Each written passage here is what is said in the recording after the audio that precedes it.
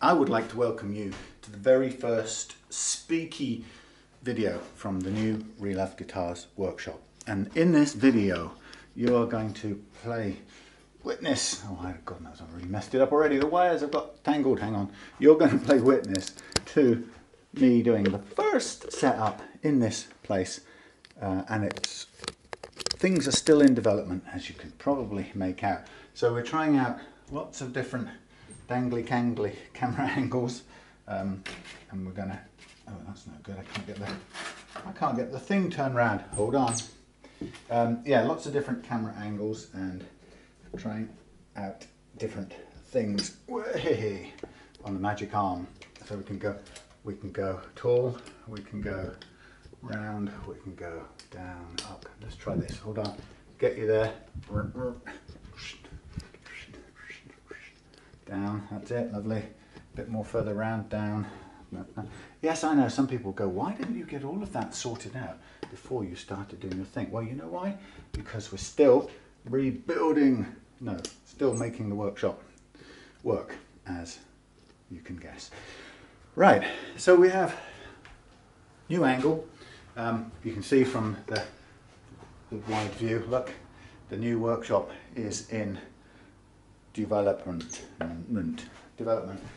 We have the big room here. Let's get this straight. We've got the big room here.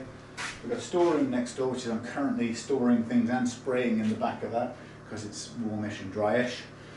Beyond that, we've got a large room, about the same size as this again, which is currently a kitchen area, and it needs insulation, and it will be a spraying area, and in there is the new spray setup which I've got, which I haven't even used yet or tried. But in the meantime, we have this room which is going to be setups, and over there we're going to have soldering and things, and this bench here is going to be a kind of sawdust bench for the time being. Now once I've got the once I've got the things kind of how I want them, will this go backwards? Yeah, that's about it. Will that go? That will go. Right. Once I've got things sort of the way I want them, that room I'm thinking will become the sawdust room, and I want to sort of seal it off from this room. So we'll give it all a clear out, get rid of all the dust and sawdust, and then put a sort of, I don't know, one of those rubber plastic freezer door things, so we can stop the sawdust getting through, and then it makes it hopefully cleaner, easier to clean up in there. But it's quite convenient at the moment to use as a spray room. Anyway, that's enough for now. Just it's quite a momentous moment for me to do the first ever setup in this space. So it's a Sunday, it's November, and how am I doing? Let's see if this has got any power. I don't know if it's got any power in it. If it has, then I will use it. Yeah, it's got a little bit. I'll try and use it for some close-ups on this guitar. This is Chris's Stuart Shiflett Telecaster. Let's get it the right way around.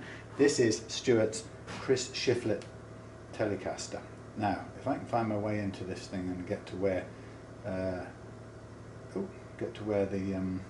recording happens, I think I can use it straight without going through the special software. I think it works as is. Okay, so we have the sort of working. Yeah, it's working as a gimbal.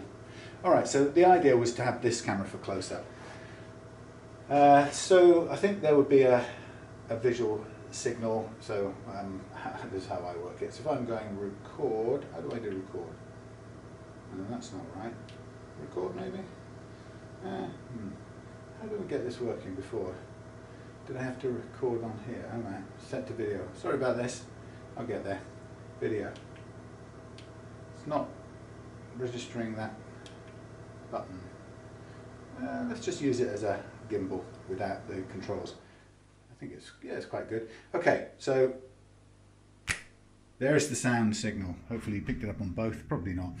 In the background we've got somebody jet washing in their car in the industrial estate outside. What I'll do is, while the two videos are going, I'll just show you the view outside the window here. There's my car. There's the new office for the site down there, because the owner now can't get up to where this office is, so hence this is now kind of spare, and that's why it's become my place. And down there somewhere is people jet washing cars on the weekend, so they come in and do a bit of stuff. So anyway, back to where we are on the bench. Hey! Back to Chris Shiflett's Telecaster. So look at this beauty in a delicious gold. 2 humbuckers there, 3-way switch, the witch's hat, Kerr knobs. You might be picking up the light interference. We'll see afterwards. This is a first test. If it's crap, I'll still use it, but sorry for this time. So we get in for the nice close-ups, and we've got a sort of rolled steel saddles here, and we've actually got some brass replacements. These are Northwest guitars, and Stuart's had these before on his Strat and he likes them. We're going to put in a couple of thingies, Tusq nuts. Stuart's also got a set of Clouson locking tuners, which hopefully are just a straight drop in, but we'll find out. And this is a pretty much brand new Telecaster, and you can see just fly by the old truss rod sticking out at the end there, the metal string trees, and the split post tuners. Beautiful thing. Notice I forgot my headrest down there, but actually I might as well just use this for now because it's softer. It's a new thermal blankety thing. Yeah, full thickness Tele. You know, we've seen it already in the workshop. Did a very brief setup, a light setup on it because it was playing pretty much the way Stuart liked it. But in getting used to it now over a while, he's discovered that there are some chokes on the high notes, which is kind of stuff you find out after a little while living with something, not necessarily, you know, apparent immediately. So he wants those eked out with a very gentle fret leveling. So we're going to give this the works because he likes the action it's currently set at, and that's what I do here in the Reloved Guitars workshop quite a lot. I get some people who comment on videos and say, you know, the action you've set is ridiculous, nobody has it that low, blah blah blah, etc. And the thing is, that's fine if, you know, if you're happy with a higher action and you can live with that and that's your style, that's absolutely brilliant, and nobody is making a comment or a criticism of that. I would criticize this kind of jack socket. I hate them, by the way. They just tend to come loose eventually. They're held in with a little claw, and that's all that holds them. I've never liked them. Maybe I misunderstand them. I'd be perfectly happy to accept that's true.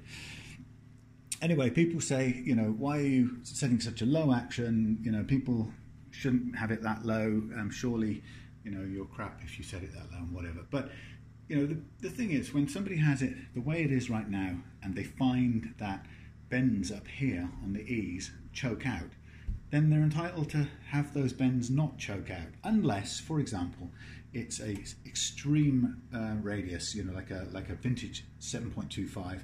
That's about the only times when you can't, you know, the geometry of the neck itself defeats you and you can't get those bends out of it. But when a 9.5 or flatter, there is no reason on a standard pretty low action you shouldn't get high bends up here without chokes, and that's what we can do with the fret leveling. It's a little blemish there, I don't know what that is, showing up in the world of close-up.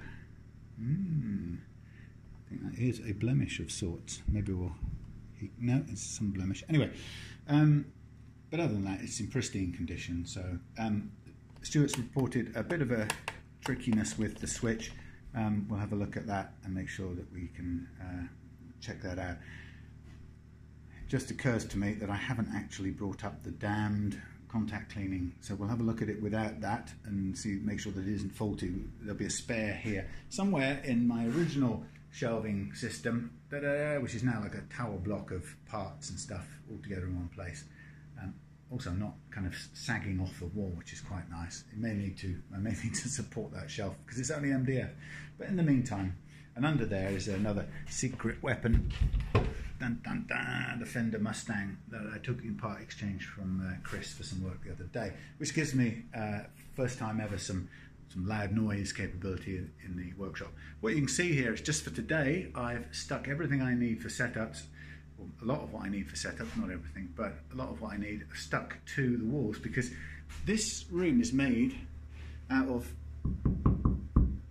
refrigerated lorry sections. So somebody's taken apart an articulated lorry fridge unit, and they've built this cabin out of it.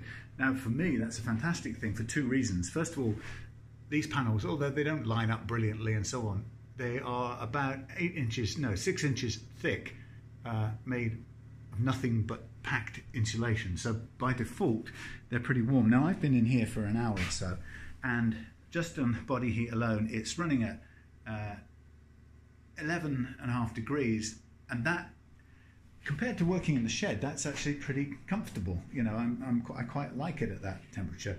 Any warmer and it starts to get a bit sort of steamy for my liking. So by default, this place with no heating in the end of November is holding the heat pretty well. So yesterday, what I did was I went and put a load of insulation above there, and I've got more to go for the other room, which is over there, the spray room. There you go. Look, a quick look down here while we're in the video mode. This is all my bits and pieces. And over the next week or two, I have to start find homes for all these bits from the shed. And as you can see, they're starting to find sort of logic and places. Spray cans all down there. There's all Andrew's Strats, a lot of Andrew's Strats down there. I'll just take you down here. Sorry, Stuart, I know you won't mind taking up your time to do this. Down into the, spin round into the spray space, and this is where some of Andrew's Strats are after spraying them the other day with acrylic clear coat. So you can see it's a pretty nifty thing. So this is a funny little cupboard at the end of a store cupboard coming this way, and then at the end there was an alcove where there were a couple of those MDF cupboardy things with doors, and I've taken those out, which makes a nice little spraying cubicle. Not ideal in some sense because it coats everything eventually with some dust, some spray particles. We've got in here the electricity cabinet, which Rod kindly built a box around. And the only current worrying slight area of damp is this, and it's coming down from there, and I don't quite know where it's finding its way in, but I'm going to have to find that out. But it's not the end of the world. But I'm sort of trying to chase down various leaks and stuff. While we're here, this, by the way, is straight through to the, you don't know how you can see how far down that is, but down there is the warehouse or warehouse space, and it's down a whole floor. So we're on the first floor, but this means that I can put if I want, I could put an extractor right in here, and that could soak all the fumes right out of there if I so wanted. Anyway, that's a complete aside. So let's stagger our way out of the parts storage department. Wiring, watch this. Oh, hey, ooh, that's good fun. Hence the label, definitely not for children. Okay, so there we are, back into the room. So I'll kill the close-ups now. Hey, and we'll get started. Let's switch this off if I can remember where the power is. Where's the power? Thank you. All right, we're back into standard mode now. We off? We're off. Put this somewhere out of the way, safe. Okay, so this is going to be, oh hell, this is going to be, I guess, a bit slower because, you know, everything's in different places, so I'll have to look for things. A nice cup of creamy coffee. Ooh.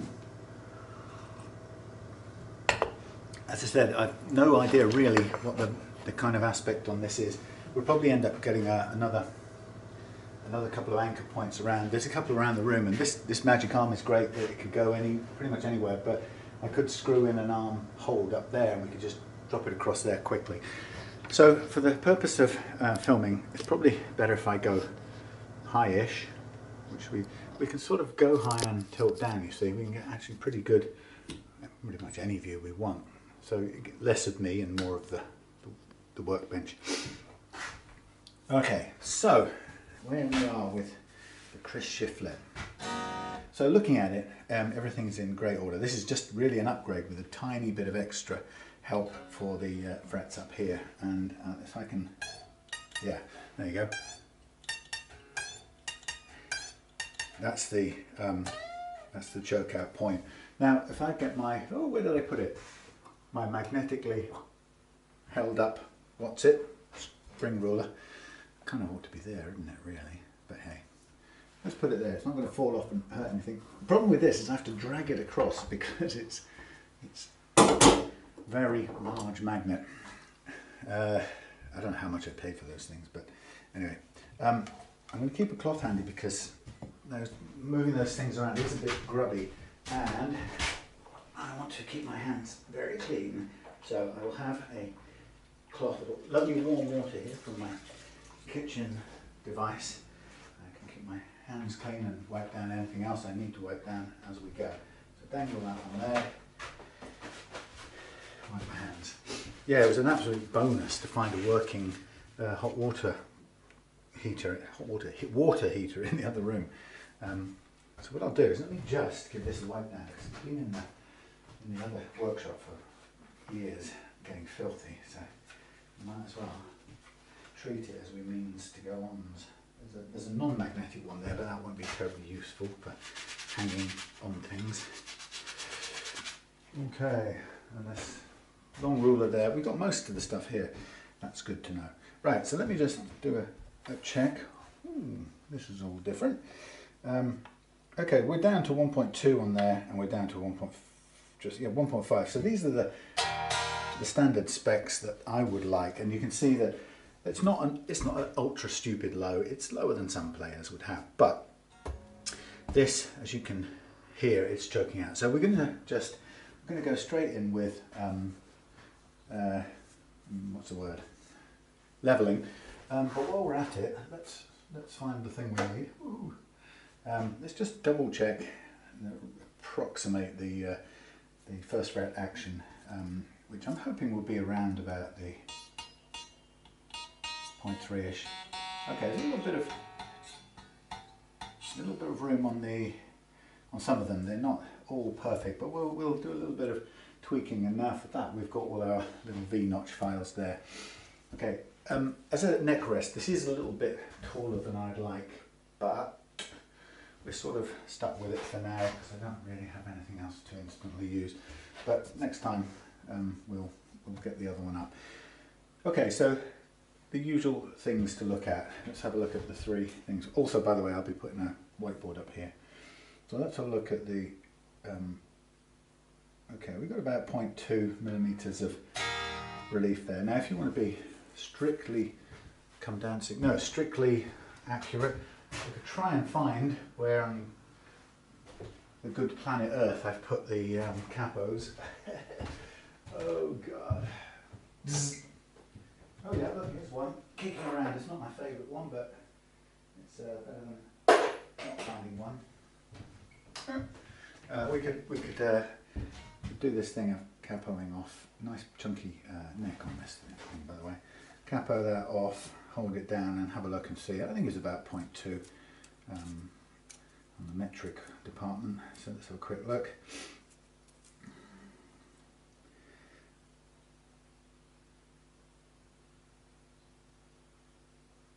Okay, a little bit more. I was wrong. I was very, very wrong. So we could, technically, we could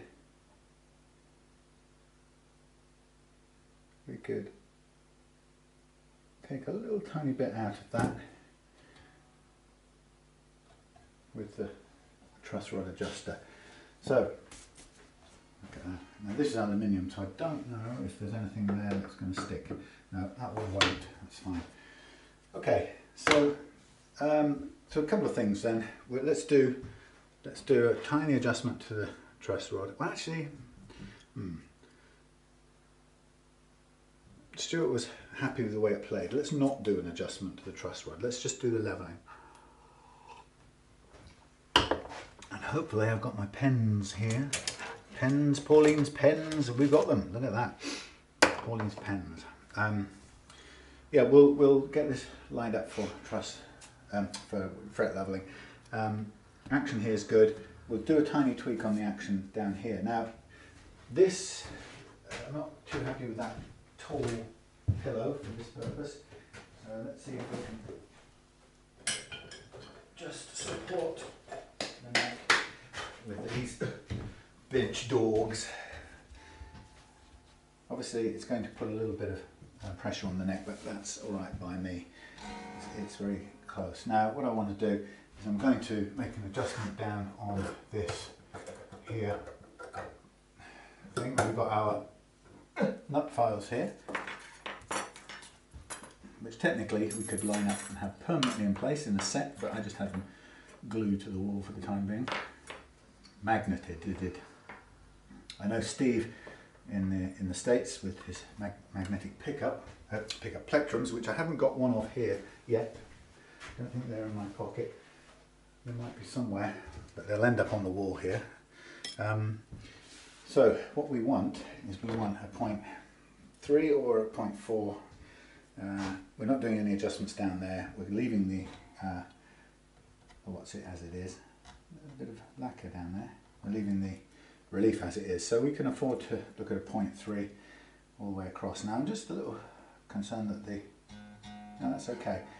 That one's just about right, but the others are a little bit high. So for example, this high E is too high. Now we can try. Let's start with taking these off, and we'll work outwards from the G in this case. Okay. Now we can work just with these files alone, but I'm not a great fan of that, as many of you know. I prefer to add in the slight notch as we go, and this is, you see what I'm doing here. It just opens up the slot so that we pretty much get rid of any chance of it binding.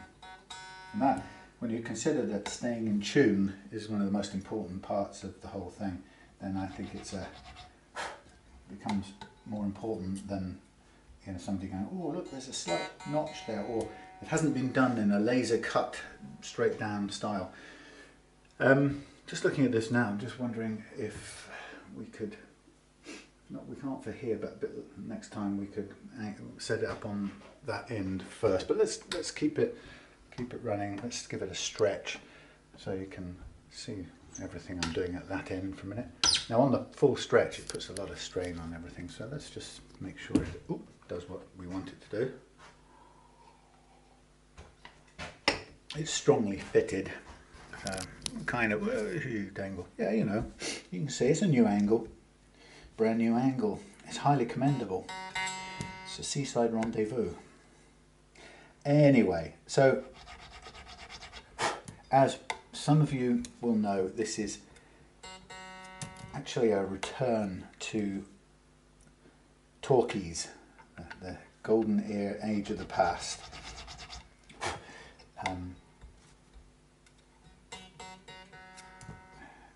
It got to a point where I just, you know, I didn't feel really very comfortable working out of the shed, and so I kind of suspended the talkie service, which I know for some customers was probably a shame, because they liked the idea of having a talk through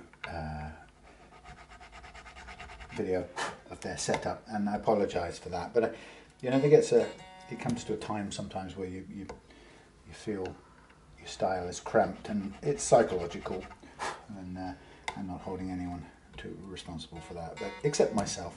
Anyway, the point being is that, you know, I kind of knew for about a year that I was on the lookout for a new place to work, and more importantly, not just the talkie side of things, but more importantly, I knew that what I needed was a place where I could make a noise with tools, you know, in particular,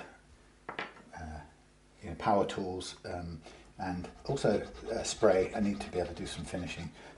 So I started looking for somewhere else, and it was a bit frustrating to begin with, because there really didn't seem to be much out there. You seem to go from, you know, nothing to, you know, 10,000 square foot units for £1,500 a month, you know, which is great if you're a small startup business or something, but for me, you know, it wasn't good at all. So I kept on looking, asking about, and in the meantime I was helped out massively by my neighbour, who was sort of down the across the field and down the hill, and he is a highly experienced joiner, and for his business years ago built his house above a workshop, and so he's got a kind of full-on joinery workshop under the house, and he very, very kindly helped me in all kinds of ways. You know, let me use his machinery now and then. Well, actually as often as I wanted, but I'm the kind of person that I don't want to impose. It felt uncomfortable going there every single day, but I'm sure he would have absolutely okayed that if I'd wanted to. But anyway, so Rod, you know, it kept me going, being able to do the sort of routing and machine work that I needed to do to get certain commissions done and so on. So that was absolutely a lifesaver. And then it turned out that basically Rod knows the owner of this industrial estate where I am right now, and we took a ride up there one day and said, have you got anything for my mate Sam? He's trying to do this, that and the other. And Roger, who owns this site, said, well, we've got this old office, go and have a look at this. So we traipsed up here, up the stairs, and you know, it was a pretty sorry sight. It, you know, without being overly critical, it looked like a sort of carry-on travel agent's office from the 1970s. Like the set of a carry-on film, left in time, abandoned in time. Anyhow, we sort of had a look, and we thought, well, you know what, it's better than nothing. And it only came down to, well, you know, what was it going to cost? Because right now, in the middle of COVID, things are quieting down a bit, and you know, I was just worried about whether or not I'd be able to afford it. You know, take the sort of financial risk. So I went and discussed monies with the owner, and he kind of just blew me away by offering it to me at a ridiculously small amount, which I in no ways could refuse. So I sort of bit his hand off there and then, and the rest is history. That's a little bit more on that one. Yeah, so it is it's a remarkably small amount, and it just means that you know, it's not perfect, but I pay the, you know, little bit of rent and the electricity that I use, which is absolutely fine. And then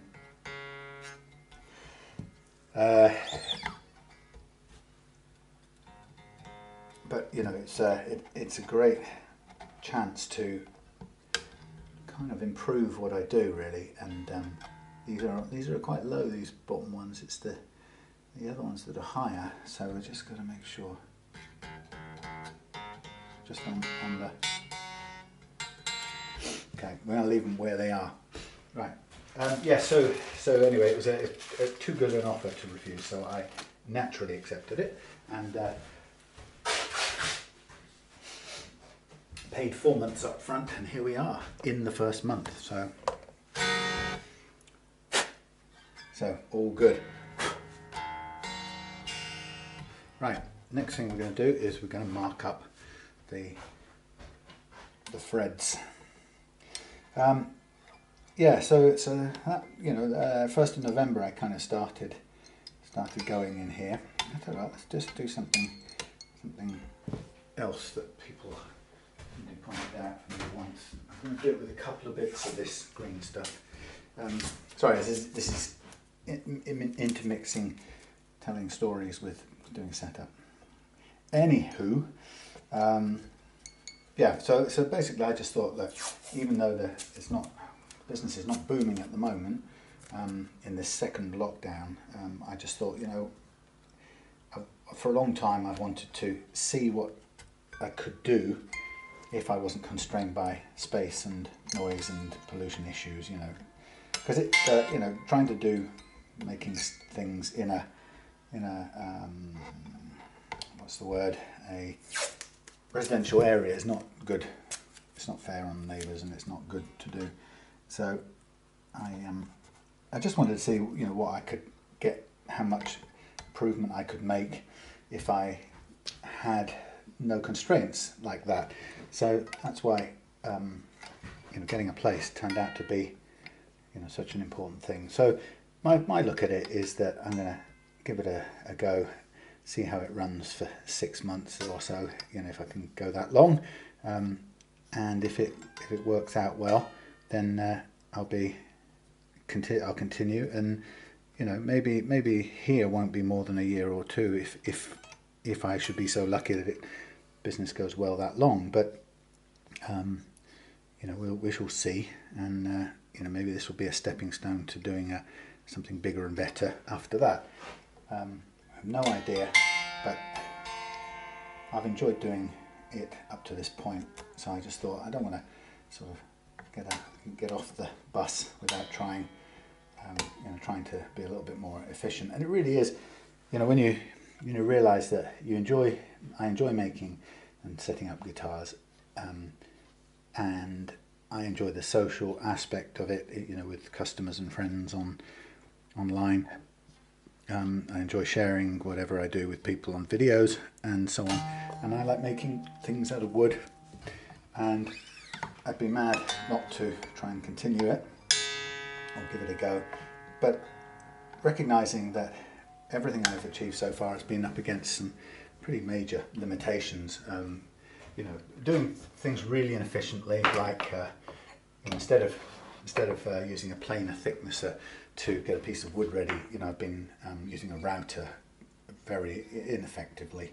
You know, so just a load of heat and noise that you just don't really need. Anyway, so all of that said and done, this is my opportunity to improve how I do things, so I'm looking forward to that. Okay, so we're on to the stage of the fret leveling. I will put it back on here because there's normally some pressure on the neck, but I usually keep it sort of somewhere about the middle, something like that. We've got our little box of things you can't see off camera. I'll just bring them in to play like normal. Familiar stuff, not really any need to change that method. And what I'll do, what I haven't got, I'm missing a couple of little things. I don't know where, oh yeah, I do know where it is, it's right here. My little wire brush for cleaning out, or gently, a brush for cleaning the banana sandpaper a little bit, but it's actually not bad shape. Okay, so we have the U channel, the Stumac U channel, which is something I like to use every now and then.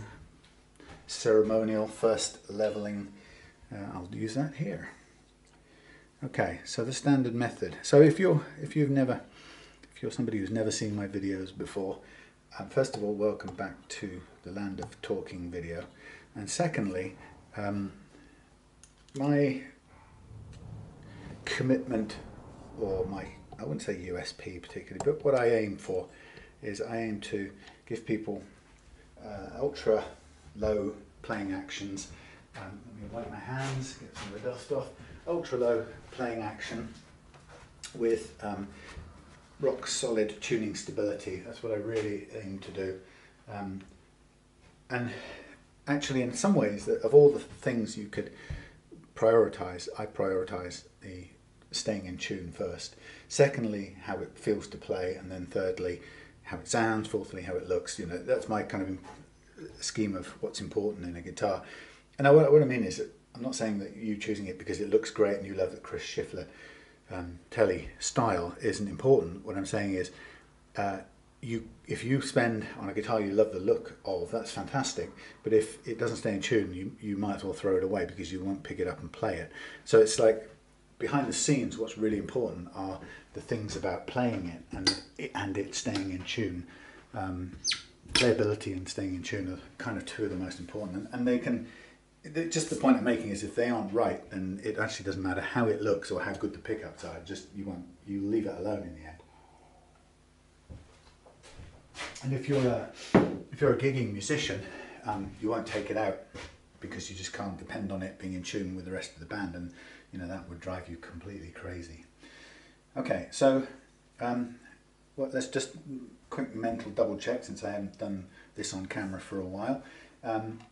We've checked the relief, neck relief, and I'm happy with that because how Stuart had it and he was comfortable with it. The action's how he had it, he's comfortable with that. It's actually set to my lowest playable action anyway. The only thing we need to take out is those little choke outs on the high notes. Now that will be because of slight uneven frets when you press the E string across into what I call the G track, so that you'll hear that those notes reappear once we level the G track. Okay, and the first fret action is now right as well to start off with. So having set the basic playing action, the three components, neck relief, bridge, and first fret, and of course they are all three interrelated, right? I mean, it's obvious to say that, but you know, if you change one, the others change. So you're basically getting a combination of the three, and any of the numbers that I talk about aren't absolutes, because you do one and you change the other and the other changes, so it can't be an absolute. But I tend to say, for example, if you've got 0.3 relief, if you're happy with that, if you've got 0.3 over the first fret, and if you've got 1.5 on the last low E and a gradient across to 1.2 on the last fret high E, then those things together make a target that I'm aiming for, a playability. Now, often when you set that, what happens is the guitar won't play properly because, like as we currently have it, it'll choke out on those bends. So the reason for fret leveling in my world is to make an action that I've chosen or my customer wants, to make that chosen action play, or to make the frets work with that chosen action. That's the best way of putting it. So normally the limitation on your guitar is the frets. So often, you know, you'll inherit a second-hand guitar, and from the factory it has a certain amount of uneven frets, which will, depending on how uneven they are, they will limit how low you can set your actions. Most people only ever adjust the bridge action, but the underlying frets will dictate what you can and can't do. And so you'll lower until you get buzz on the notes, and then you'll stop.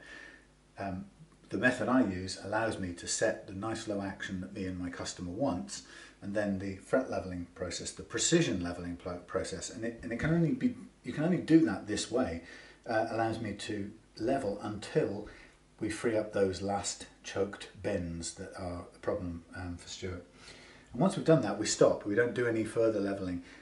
We're not trying to level it mathematically, absolutely. We just want to level it to the action that we've currently set. Now here's something I hadn't noticed about the Chris Shiflett Tele before. It's got a central screw in the pickguard to keep it flat. How cool is that? Never seen it. Right, okay, so we're ready now to level the frets, having explained why, how we set the action and then make the guitar behave in accordance with the action we've set. So, having tuned the truss rod to the guitar's neck curve, that's why this tool is such a great little beastie. I'm now going to just lightly, kind of almost with a bit of gravity and not a lot else, just level the tops of the frets. Now this is using 400 grit paper, and it's very mild. But you can see, actually let me do a close-up since we've got the camera here, or the phone here, and it won't cost anything. Go into video mode. If we do a close-up, let's see if I can, I suppose I could make a noise. I could go close, oh no, I'll do it now. Close up, right? We should be able to match that word on video. So if I look close up at this, you can see that on some of the frets, hardly any of the marker pen has been removed, but you can see that down here, it's taken some of the marker pen away, and it's, you know, just lightly cutting the metal. And there's a low spot because it's not taking any, and then those are kind of normal. Right, so that's not a bad spread of leveling, and it gives me straight away a sort of diagnostic, and it tells me that here slightly low, okay, here maybe slightly higher. So it tells me a little bit about the shape of the neck, and it's touching in the middle and at the ends, so it tells me I've got the right curve in this tool, but it's telling me that there are a couple of sort of natural undulations. Now if you were putting this on a Plek machine, your Plek machine would kind of tell you that in lots of mathematical terms, but what I like about the beauty of this is, providing this is a smooth curve, which it usually is, it sort of picks this out for you and tells you a little low spot there, contacting good, and then back into a low spot over there. So it just tells me what I need to know. Close up off. Now, because I know that all the notes already play okay in this E track. Oops, sorry, don't mean to bash you. We didn't have any problem with notes playing, and we only had problem with notes bending across. Now, because of that, I'm happy that if all the notes play in the E track, since we're not bending any higher strings over into the E track, we don't really need to do any more leveling for the sake of you know, getting all of the tops of the frets cut. It's just not important. So what we'll do is we'll move on to the B track, and I'll use the same calibration on the truss rod as I did on the E, because we can't sort of go outside. We have to use one twice because of the way that, you know, we calibrate. And so I'm just going to carry on now with the B track. Now this is where we might start to get some of the choking on the big bends. So let's just have a kind of quick feel of how the B track is cutting. So in a similar style, cutting there, I mean cutting is a generic term, it's taking some metal there, very little there, still it's telling us there's a low spot. It's also telling us there's a low spot again here, and cutting there and there. So again, it's just reconfirming there's a little downward undulation there, and up and a little down, and that's perfectly normal. It's a kind of, you know, organic shape wood. Now again, we don't need to keep hacking away at this. Again, relative term, this is very, very delicate at 400 grit. We don't need to cut away any further if two things. One, all these notes play in the B track, which they do, and now we're getting further across now before it chokes. So it's choking in the G track. If we look at it, it's not in the B track. So I'm going to stop leveling the B at this point, and I'm now going to calibrate north of the G track, which is the next one we're going to do, and recalibrate, I should say. And okay, let's take a little bit out. It's flattening out a tiny bit, and the amount of adjustment is absolutely minuscule. You get used to how your truss rod works depending on which one you've chosen and how long you've lived with it and so on. And people, it's a difficult thing because some people ask me about different kinds of truss rods and which ones to use and stuff. And I have a few things here just to show you. This is here because I've cleaned out the shed. This is what started me using it, and it's a long story, but I don't use it anymore. Don't ask me why. There's a long and unpleasant story behind it. But it taught me this method, and because I couldn't use it for various reasons, I decided I still needed to do leveling this way because it was a much better way of doing it. So I experimented with improvising using truss rods, and found I could make it work just as well, actually. And I can say that after more than 1,500 setups using this method, I'm confident to say it works for me just as well as that expensive tool. And I had to do it out of necessity. Having learned how to do it out of necessity, I swear by it, and I recommend it to people who may not want to spend 150 bucks on that tool, which does pretty much the same thing with some differences, but the same essential thing. The downside is, well, in both cases, you have to learn to use the tool effectively, and you have to learn to read what it's telling you as it works on the frets, right? And for example, the tool alone, even if you paid 150 bucks, it won't teach you the thing about the G track and the bends and things you need to know, and the relationship of the radius of the neck to how easy or difficult it is to make large bends at the top end. It won't teach you that stuff. You still have to learn it through practice. But when you make this cheap, i.e. almost zero cost tool for yourself and use it, it's great. But you have to try a few different things. So you can see here there's at least 3 I've tried. There's a long one for a bass guitar, a bit too whippy and flexible, you know, bends too much. The one I used for most of my time has been this one out of a Broken Squire Strat neck, and it's performed absolutely fine, rock solid. And I've interspersed it, or interchanged it with, alternated it with this one that I bought from Stuart, because I quite like the stiffness of this. It holds its shape slightly even better than this. I like the narrowness of this because it gives lots of different bites at the radius, so it respects the radius better, but I'm prepared to sacrifice that for the stiffness of this particular unit. And this is, again, it's still half the width of most fret leveling blocks or files anyway, so it's not a big issue. So like I say, there are lots of different things, and if you're going to use this method, I have an ebook that shows how to make it and how to use it in detail, it shows you the setups, but there's no substitute for experience and experimentation to find the right truss rod for you that adjusts in a way that you can control it to your satisfaction, and has the combination of stiffness and adjustability, and that gives you confidence to use it. So it's a very subjective thing. Okay, so now I've calibrated on the G track, and I'm going to push the G string out the way, and with my little rubber grommet, and now we're going to level the G. Now you remember, the G track is where the choking out and the bends was happening up at this top end. So now we're really thinking that if we're doing this right, now is when we'd be expecting to hear an improvement in how this plays. In other words, we should be able to hear the freeing up of the previously choked notes, right?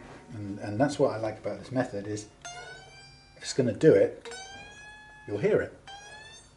Still a little bit. Now the thing is, where it's choking, I'm going to mark with my plectrum where it is, and it's right there on that G track, so we've got a little bit more work to do.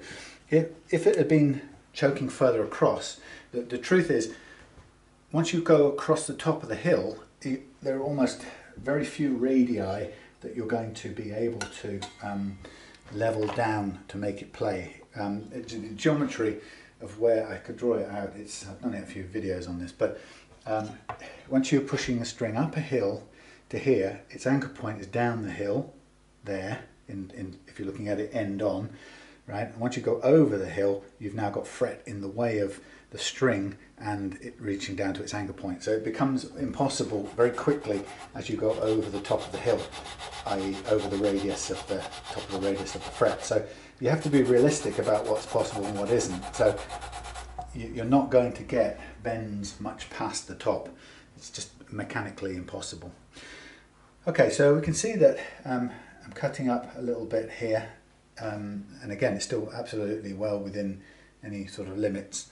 We're not taking that much material. One of the other things when you start doing this fret leveling method is you have to teach yourself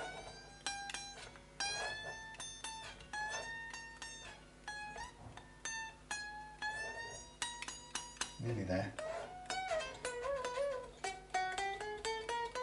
You have to teach yourself fearlessness to a degree, because I'm going to recalibrate now because I've done a bit of work already, and I just want to make sure it hasn't wandered off the setting we want. Yeah, you have to teach yourself, have to be careful, but also you have to be a little bit braver than I often am, which is, it's quite good to err on the side of caution, but sometimes what you'll find is that you stop before you need to. You can be very nervous about going too far, and can find yourself wimping out, as I call it, and in which case you won't free up the note you're trying to do. Now I'm just having a kind of feel as we go across the top of this, and that could be about there. Now the other skill judgment call is, when you get to a certain spot and you kind of recognize that you've gone as far as you want. So we've got a fret here. Let's just double check that it's not actually hitting something like a pickup. Now what I can't tell is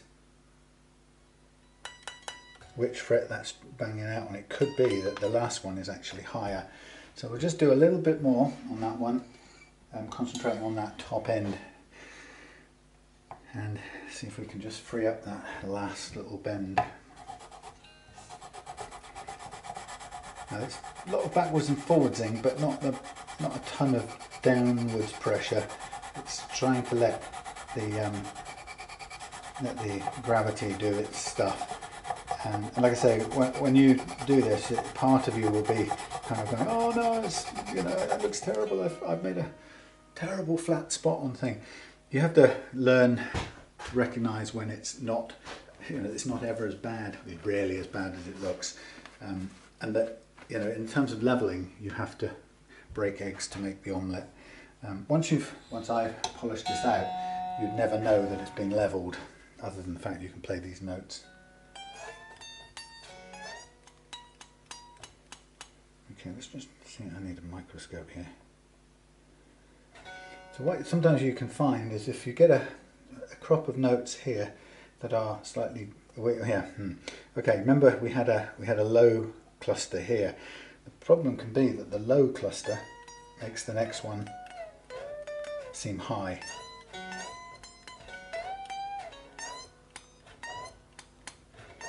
And I think that's what's happening here, that we've got a low note here. So the best thing the only thing we can do is to keep just taking away a little bit more on that low, high, very top end there, and it won't affect anyone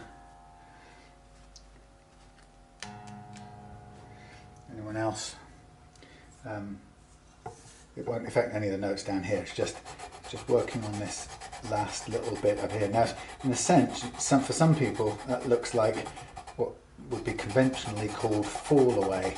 And I suppose in a way it's a kind of natural fall away, just using the curvature of this rod to do the work. Now, I'm looking at it now, and again, my judgment call will be these are clearly a couple of low frets, which because the string sinks into the low, or it launches off a low fret, it means it struggles to get over the top of the next one. Where's my little brush? Yeah, can struggle to get over the top of the next one, and that can give you more of a challenge. Bit more of a challenge, and you may have to kind of compromise. Nearly there. Now, looking at this again, I would say this is very low. It's 1 mil. Let's go to 1.2, which is my target, and let's see if that 1.2 wouldn't make the difference. God, this is wow. Is this oh no, I've left the one at home. Okay, I will have to use something else. Okay, let's go up half a turn on each. Let's measure it.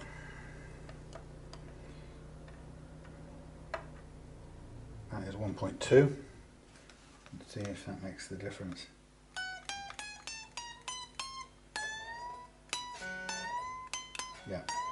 Yeah. Okay, so that's how tight the tolerances can be. So we've got it, combination of getting it back to the correct action, which is 1.2, 1 millimeter on a 9.5 radius. I think this is too low. 1.2 is my target action, and 1.2, as you can see here now, plays fine. We've freed up those chokes anyway. So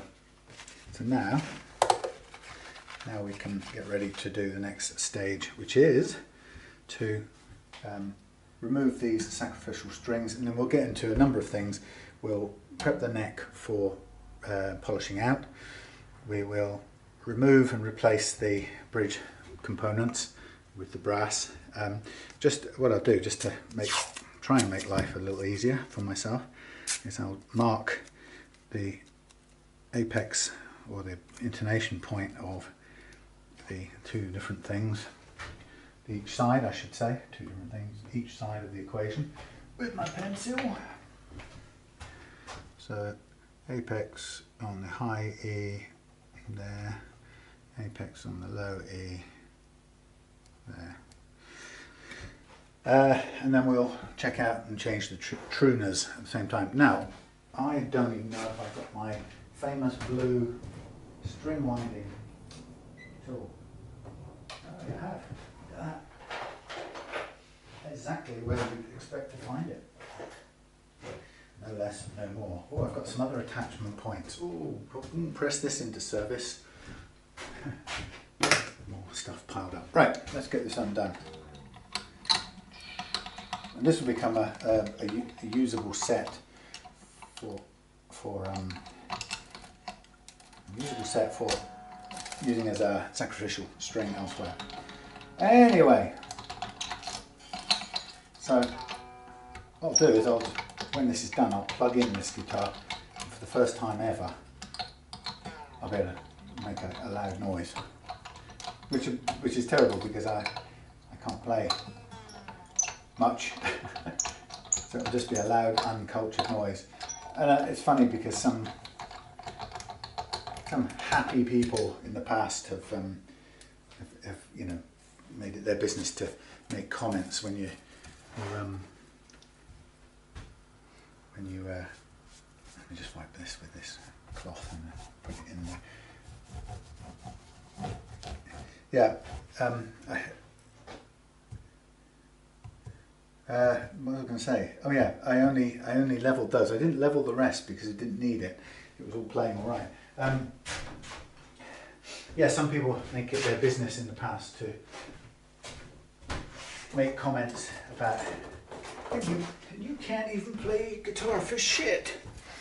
And it's funny that, isn't it? Because you know when somebody says that to you, it sort of triggers it tries, you know, instinctively tries to trigger that teenage thing, you know, that if your ego felt hurt, and it'd be really, you know, what it's meant to do is make you feel inadequate and self-doubting and stuff that, you know, bullying people love to do to try and, you know, unsettle and knock you off your whatever.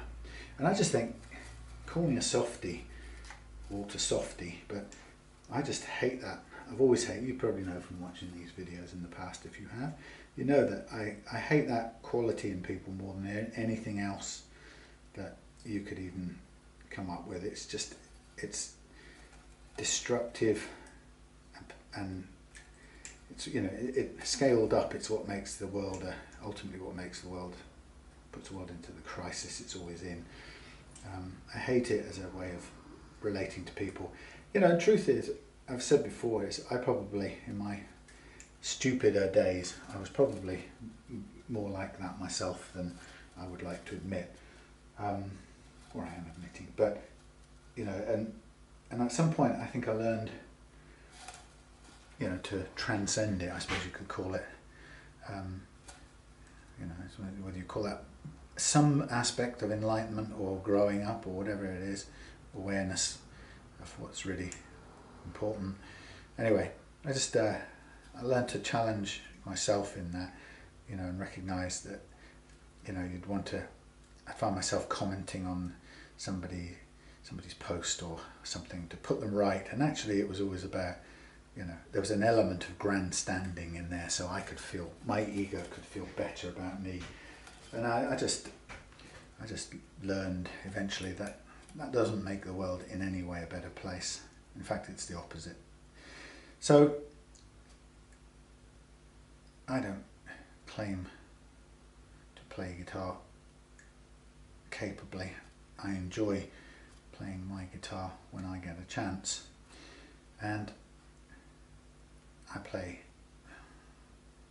reasonably well with other people in a sort of rhythmy capacity, and sometimes I can even play the odd bit of lead guitar quite passably when I learn it. But I never did come to guitaring like, you know, like some teenagers did and become, you know, great wiggly players that could show everyone else how good they were. And I was never that good or that kind of player.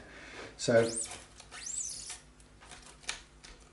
I think part of getting older is learning to accept what it is you are, and instead of, you know, spending your time worrying about what you are not, And actually more than anything these days, when I hear people say things like, "Hey, you can't play for shit, how dare you run a guitar channel," or something, you know, I feel a sense of sadness that I've just seen into a world where people are like that still, and I don't know, I guess it makes me want to redouble my efforts not to be like that to other people, even when it's tempting, you know, when I find myself being tempted to be that way. Okay, so let's have a little bit of cloth from somewhere. Oh, thank you. Now somewhere I've also got, yes, the old cleaner, another bottle of it somewhere, just enough to do today's jobs. I'm just going to wipe the dust off here. I'm still going to do a bit more fret work in a second. Now I'm going to take a look at the switch under the covers in a short while, just because I want to make sure that there's nothing hanging off that is causing this intermittent problem that Stuart mentioned. And apart from if there's nothing obvious, then I guess we just need to when I get some, shoot it with stuff. Now, what am I looking for? We're still at 12 degrees body temperature, or no, body temperature. My body heat is making the room 12 degrees, which actually is perfectly okay to work in. It's okay for me. It's not hot, not cold, and it also means it's quiet. It's a workable temperature, a shed temperature. Okay, so we're going to do all the frets, polish all the frets again, regardless of where we did and didn't, you know, work the leveling file.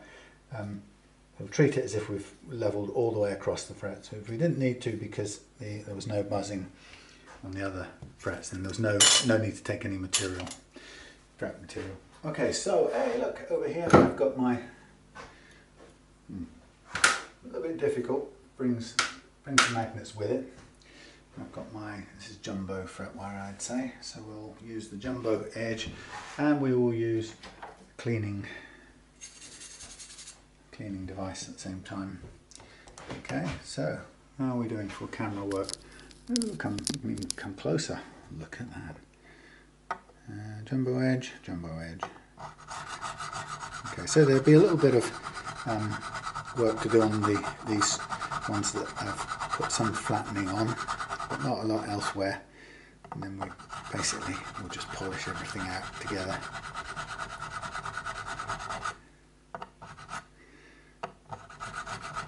Now I've got a new board to do the tape cutting on, which I haven't used before. So little things like that are a difference up here. This is very odd. Now I haven't got any music playing because I really can't be asked fighting people on YouTube for copyright claims or having to pay PRS license to run a radio in the background or anything like that. So just gonna stay out of trouble. Stay out of jail by paying my bail. Genesis fans, name that tune. It's about some of the only words I can remember from that. Find about those Genesis classic tunes. Actually, a lot of them I only really know from Seconds Out, but there. That's interesting. There's a bit of playware down there already. Where that's come from? In one spot. Okay, so now I'm going to take this tape off here because I've done the hanging strings off the end thing, so it won't damage the paintwork anymore.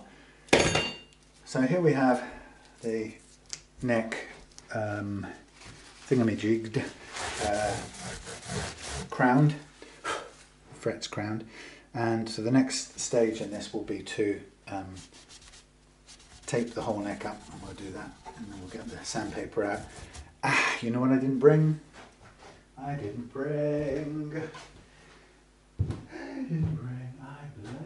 well didn't bring. We might have to do this in 2 stages. Can you believe it? I didn't bring. I'll make a drive home. It's only 5 minutes. I didn't bring the micro mesh. I think I'll have to drive home because being 5 minutes, it'd be good to get this finished today on cue. And I don't mind the drive back. It's not far. Okay, so while we're at it, let's do the bridge bit.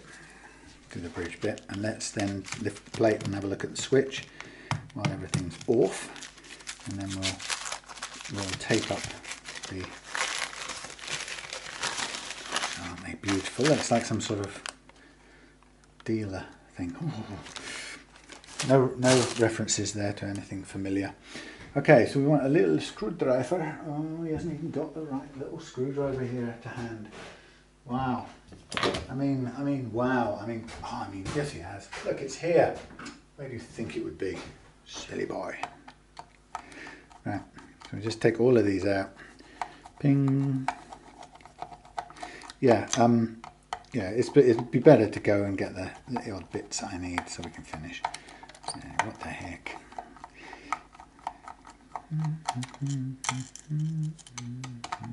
Yeah, so this is a big day today. The first setup in the new place. It's a big thing, really. 5 or more years doing it in the shed. I mean, I could never have imagined that I would have done it that long anyway. I'm not the best person for sticking at things forever. I have to tell you that. Historically, I've liked to always change things. I find myself wanting to change things regularly. So this is a change, I suppose. It's as good as a rest, we could say. A rest? I've not been arrested. There's something stuck in this one here. What's stuck in there? That's interesting. Bit of wire. Maybe that came off when I pulled it through. Yes, so change is as good as getting arrested. And it's weird. It's weird the sort of, how easy having your business in your shed can be. And it changes how things are when you have to sort of plan. I think one of the biggest difficulties right at the outset of moving things up here was oh, there you go, look, the grub screws dropped out of that one already. Yeah, a challenge was to not get caught with one thing here and another thing somewhere else. So I was had half a mind to begin with to run out of, do the setups at home in the shed for until the new year, and then do noisy work and stuff up here. And then very quickly kind of realised that 2 things. One is I was sort of doing it for creating it was a sort of comfort zone without admitting it to myself. Come on, give me a clean cloth. Yeah, I was sort of seeing it as a comfort zone, holding on to a bit of the shed so that I could still have Morris in there with me and stuff. And then I just thought, I'm going to have all this trouble trying to remember where something is, and I've left that there, but I need it for here. And so I very quickly realised that I was going to need to just take everything up here and just get going and do it up here, even though it's amongst some, not wreckage exactly, but it's amongst the sawdust at the moment of setting up a new thing.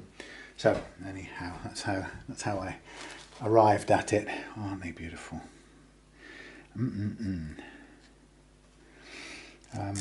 So yeah, so I just thought, well, no, that's it. I'm going to bring everything up here and be done with it. But it's a challenge. It's a bit of a challenge. There's a sort of it's quite a big thing, and sometimes you don't quite realise how big of a thing. Oh, did I actually say that? How big of a thing it is. Anyway, I've had a couple of people engage me recently with in conversations about the sensitive subjects that I probably won't be discussing on YouTube, and part of me is ashamed to say that, because I never wanted to be in a position where I couldn't talk about something. I think that's an anathema to many of us, the thought that we engaged in sort of self-censorship in any kind of way because of how things are. But it's a fact that YouTube does not want people to discuss sensitive subjects, and you know, its algorithms will penalize you for it. My issue isn't really the money, although currently I'm earning a couple of $100 a month maximum from ad revenue, and I'm not going to lie and say that isn't welcome. My concern is less about losing that and more about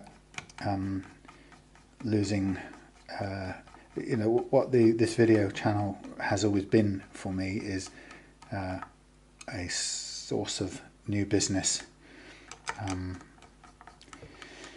that comes in via this channel. You know, people who've seen what I do, and either, you know, well, the business comes in from people who see what I do and it suits their style and their approach and their sensibilities, and so I get business coming that way, and I can't really afford not to have that. Whereas I could, you know, I don't have to have the ad revenue particularly.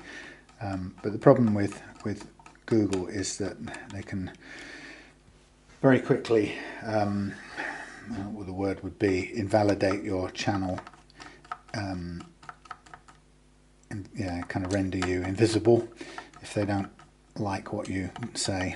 And I think that's a very tricky, that's a price I can't really afford. And I'm kind of, part of me is ashamed to say that, because, you know, I'm interested and have views on lots of things. And it's not that anyone who comes here to look at guitars should be subjected to those views. It's not that at all. It's just I like to be conversational. You know, it's as if we're together in a space and chatting. So why wouldn't we talk about it? Anyway, okay. Here are the leftovers. We might, if necessary, we might raid a couple of the short grub screws in there. Okay. Next thing I'm going to do to be confident that it's all in good order. Let's first of all stand you up, sort of. And it's not the best end of the bench for headstock work, is it? Really. Shift that round, move you down here. Well, you can sort of see. Right. Let's get rid of these string trees first. Let's replace them while we're here. One needs a blade, and one has the blades, and it's starting to get darker out there.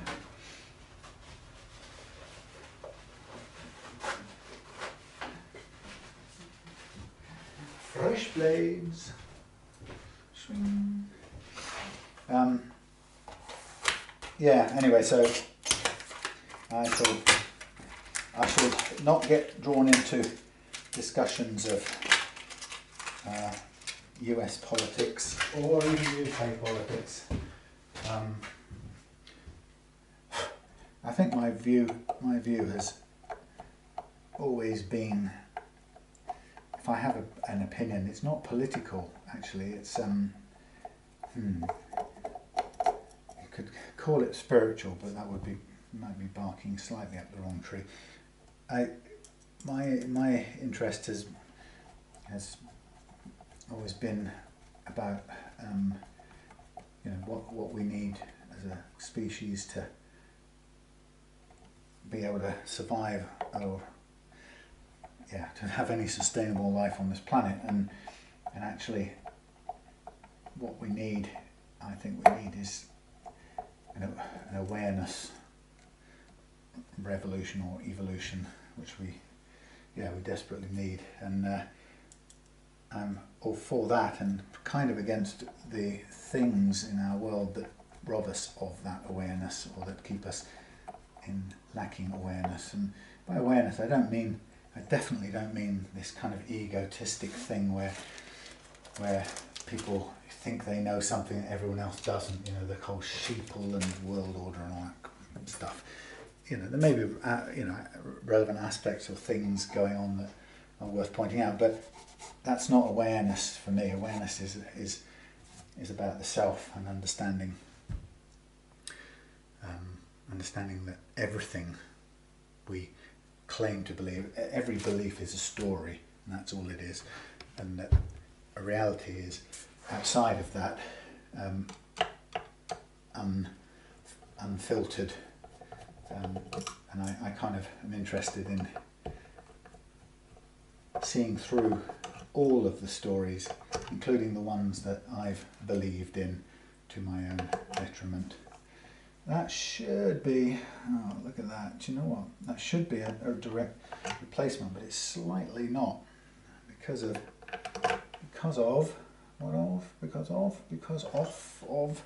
the way they've constructed this. Let's see how they line up. They're not quite, I think new ones are not quite parallel. I mean, they're nice ones. The Fender ones are nice anyway, but Clues ones are sort of 19-to-1 treat, I guess you could call it. That's why I know that's why Stuart treated himself to them, because they're more accurate or a smoother thing. I think we'll go with that as it is, using the existing holes. It just means that there will be a slight tilt on the plates at the back, which I think is doable. Let's use the same screws as the originals, so they go straight back into the holes. We'll see how it looks lined up. Again, slightly tilted, but I'd rather do that than fill and re-drill, because it also means that we can put the originals, or Stuart can put the originals back on if he ever wanted to sell this. So we'll go with what lines up. It's a fraction off parallel, but that's just down to this very slightly different place they've placed these holes in the panels, in the metal plates. Anyway, it's a small matter, and it will not have any impact on playing. But it's much better than removing them, because you then wouldn't be able to put the originals back in without re-drilling all over again, and that would be a pain, should you wish to do it. Anyway, so what you're probably noticing now is that after 6 months of silent, or not doing talky videos, setup videos, I'm probably burned out of things to say, and it's only ever really been able to just witter on about whatever comes to mind. I suppose by trying to keep it reasonably neutral and avoid getting taking a stance on too many things. I mean, I think that ties in with me anyway, fits me anyway, because one of the things I've learned as I get older is, I have to say, is I can see more than one side of every issue, and my problem is I find myself, watching a certain video covering something which, let's say, the mainstream media isn't covering, and I actually am behind a lot of the sentiment, or the thesis or thoughts, arguments in that video, or being presented, and yet that would put me as, let's say, for example, place me as a right-winger. On the other hand, I also have views that, or interests, and I can see strong arguments for things that you would, without doubt, tag me as a left-winger or a liberal or something, So I just think, I've never been comfortable with any of these polar divisions. It just doesn't make any sense to me. I don't see myself as any one of those at all. I mean, I hate some aspects of what the Guardian newspaper seems to do, and I totally respect other aspects of it too. You know, and it seems that there isn't room for that in this world anymore. You have to be all one way or not. You can't seem to be a mixture of different views, and I see many things are simultaneously true and valid. You know, and unfortunately that complicates things in many ways, because it means that I can't align easily into one militant camp. You know, and actually that makes me pretty useless to enlist as a foot soldier for a cause, because I see I'm forever able to see multiple aspects of it. So I think we're good just with that. We don't need to change out the other. But yeah, so that's how I kind of that's how I roll. A useless trooper for any cause, because I see too many sides. So I'm, you know, I'm also not much use at kind of looking at things like that, because I don't find it easy alignment with anything. Okay, so let's take this apart for a minute. Let's take those off now. But at the same time, you know, one is on one's video and one carries on discussing what one is doing, and eventually you can get a bit bored just talking about the guitar side of it, I have to say.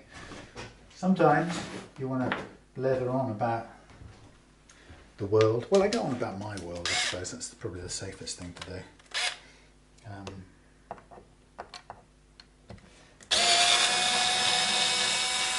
Some of you will know that my world at the moment is a mixture of taking care of my wife, who's going through chemotherapy for breast cancer. The second time, 16 years after the first, which actually is is a good run for the money, if you like. So looking after her and kind of moving up to this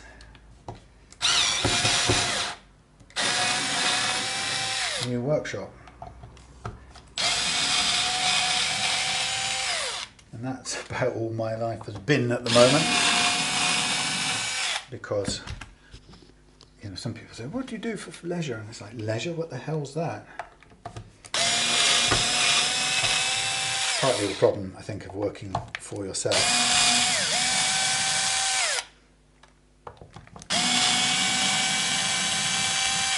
It's that funny little kink there in the scratch plate. I don't know if that's a deliberate stylistic thing, but it looks to me like they forgot to just smooth that bit off. But hey.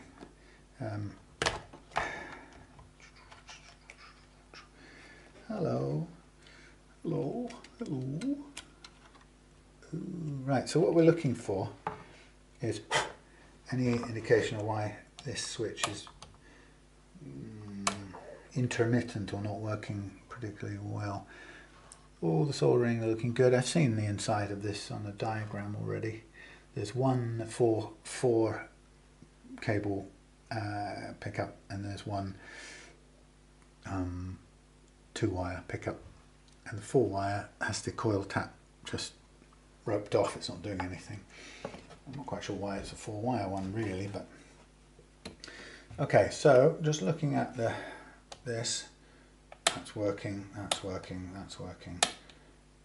According to this, the switch component is working. What I'm going to do, just as an off chance, I'm going to get a bit of 600 grip, a little bit, and I'm just going to put it between the contacts and see if we can just let them rub against it in case there's anything gooing up on the contacts. The question is, can we get them into there? Just have the scissors from the land of magnets. Yeah, so my world has been mainly hospital trips recently, and coming up to the workshop and doing painting type things. Okay, so look, what I'm doing is I'm opening and shutting the I don't know what that was.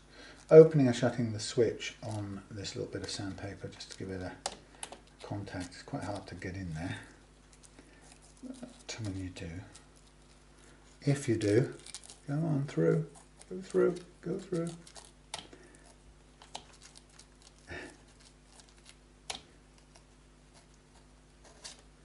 Very difficult indeed, but it's a try to just get a little bit of a scrape clean type of thing going on. It's very simple construction, so there can't really be much going wrong with it. Sometimes the rocker part of it doesn't feel very good, but it's really hard to get my hands in here. Come on. Come along, you can do this. Yes, so we're hoping, basically we're just getting through to the new year with Claire. Hopefully we'll be able to stop chemo and start a process of recovery. In reality, by the way, this is about as much cleaning as we're going to do, and a cable, squirty stuff wouldn't do any better than this. If that doesn't help it, then now it will. So just looking at the outputs here, that soldered output is fine, that soldered output is fine. A very tiny wire, but there's nothing not connected about it, and the ground wire, sorry, the output wire is fine, ground wire in the back is fine. So I don't rightly know. Oh, this is now going to be fun. Oh yeah, check this out. Down the hole, down the hole. He's going. Oh, that's nice of you. Right, I'm going to. Oh, this is loose. That's the other thing. Okay, where's the devices now for locking and tightening that up? Oh, gotta find the little doofer. Come on. Thank you. Zip, zip, ping. Doofer. Where's the doofer? Not there, not there, possibly not there. Sorry about this. I'm looking for the thing for tightening up those things. It's either here or it's not here. Is it this one? No. Is it this one? No. Is it that one? No.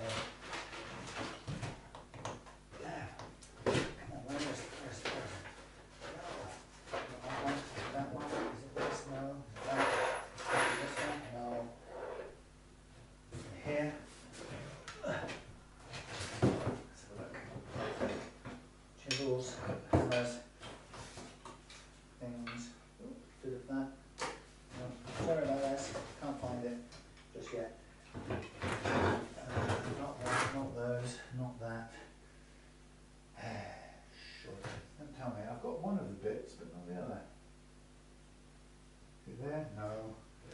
There? No. Is it there? No. Could it be there? No. Is it in there? No. Over here. Over there. In here. Aha! Maybe. Here's half of it. Where's the other half? Oh, come on. Please. Well. If it's back at home, I better get it with the other stuff. This usually lives with this. It's the other bit of that. But doing up those things. Is it there? No. Is it there? Oh look, there's a cap over. It's not that one. Oh, screwdriver bits. Aha. No. Yes. No. Could be. Possibly. No. Nose. Where's the screwdrivers? Not there.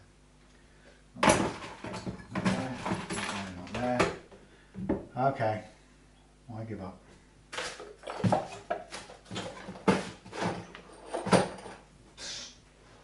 Damn. So it's a classic problem which I can't fix because I can put it in the mix and I haven't got the thing that's in the shed. So we need to tighten this up for a start. So that's undone, which is never a good thing, and I'm never going to give up on a good thing, you know that. Okay,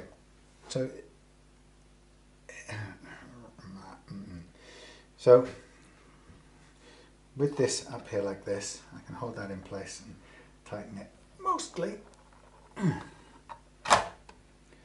But we need to do it up with the thing. And I haven't got a thing at all that will do the same job, unless I've got a thing in here that will. Big enough thing to do that sort of job. No. None of the above will do the job.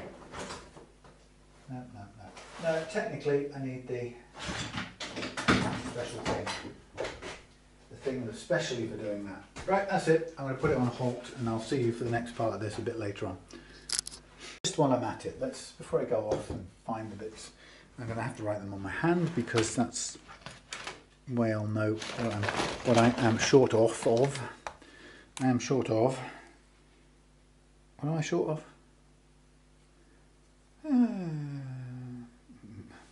What's that stuff called? Come on. Micro mesh, etc. And the other thing is toggle tightener. Damn. Right. Okay. So that's that. Meanwhile, what I'm going to do is put this back in its box. No, yes, no, yes. I'm going to do up the. Am I going to do up the what's it? No. I'm going to put it back in its box. I'm going to cut some paper and then bring it back and do the neck here with paper. Right. You go on there, you go on there. That's annoying, that is. So here's my new paper cutting thing. That's a lot of new paper to cut. Now where's my bits of rolls of paper, please? I don't want the treble thickness ones, I want standard rolls. Please tell me I brought some up. It got brought up. No, I've only got the thick ones by the look of it, so yeah, I could either cut up the thick ones and be doing it forever. Well, I suppose I could, couldn't I? Since it's pretty much the same stuff. How funny. To of have forgotten.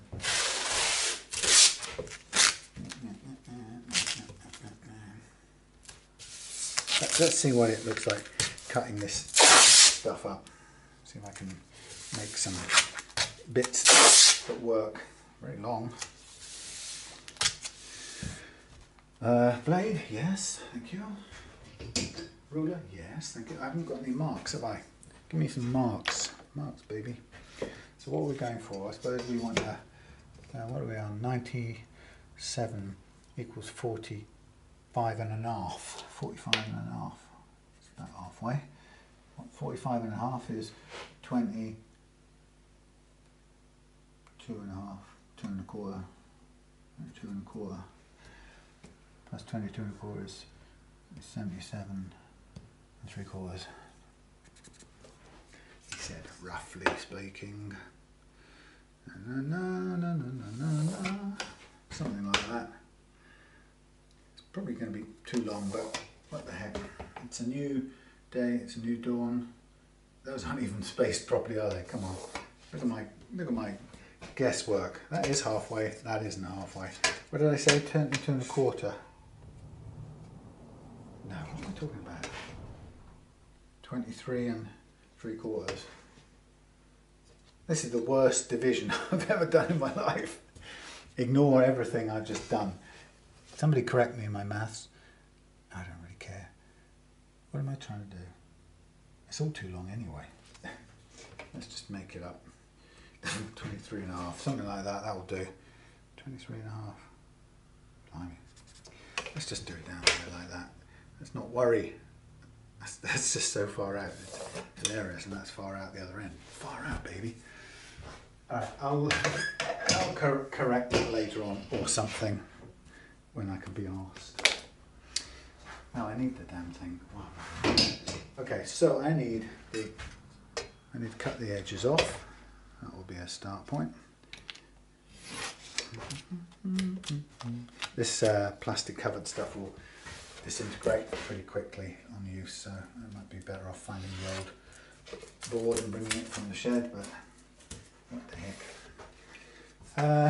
Let's see if it helps me too. Let's do 4 thin bits out of here. Let's see if we can get that out.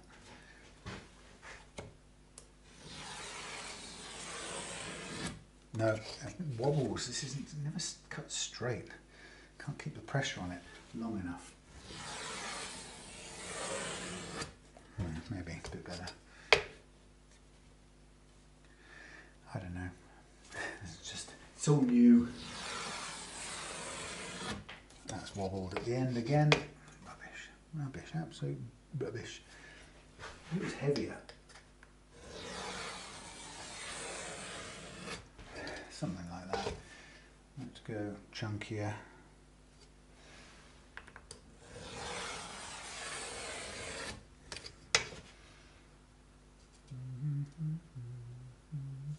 Oh yeah, right, I have to cut some regular size bits too, don't I? Because, well, that's miles off, you idiot. Oh my god. I've just proved myself thoroughly and utterly incapable of this activity.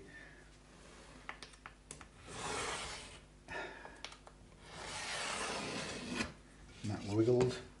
That's the problem, it's the length of it, amongst other things. It's hard to keep it still. Right, let's try that for a bit of fun. Stay there, you. Right. I'll run out now because I haven't got enough of the right bits. Also, it's not the best tape in the world, so I don't really want to be getting it everywhere. Oh, I forgot the down cuts now. Oh lordy me. Let's just do it. Be done with it.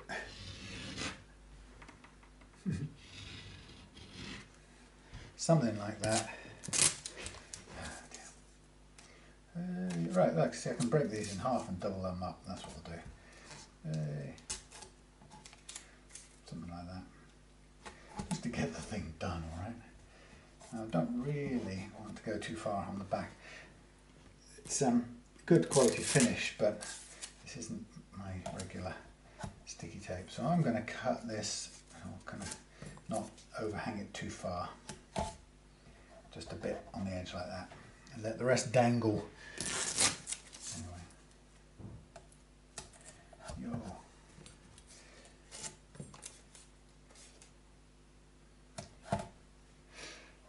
Yeah, maybe we'll get there. So underneath me, there's a bloke whose name is Kevin, and he's building a Land Rover. Renovating a Land Rover, I should say. An old series something or other. Long wheel-based jobby.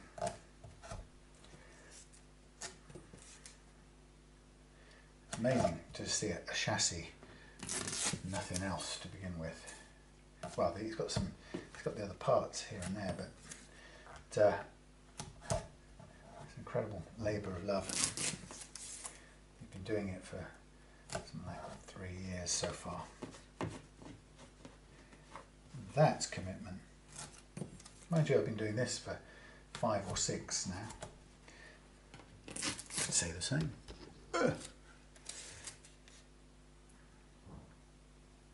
Maybe that's the sound of him doing his thing. Could be. Might not be.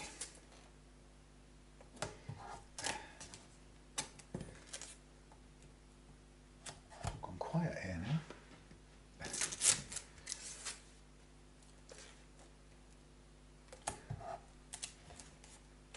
I'm just going to bend over a little bit onto the edge just to give it some more grip.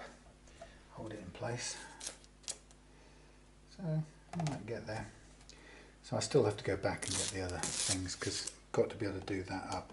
Having said that, we could do that bit at home, but unless I've got the micro mesh, some kicking around in here, which I don't think I brought any, I still have to go back. I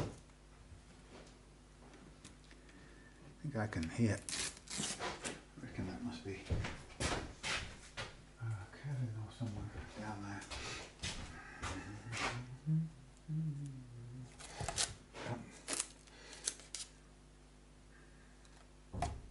Right, so this is all part of the fun, masking off the fingerboard so that we can polish the frets out without damaging the fingerboard. So, as you can see, it's nice and time consuming. Meditative could be another word for it.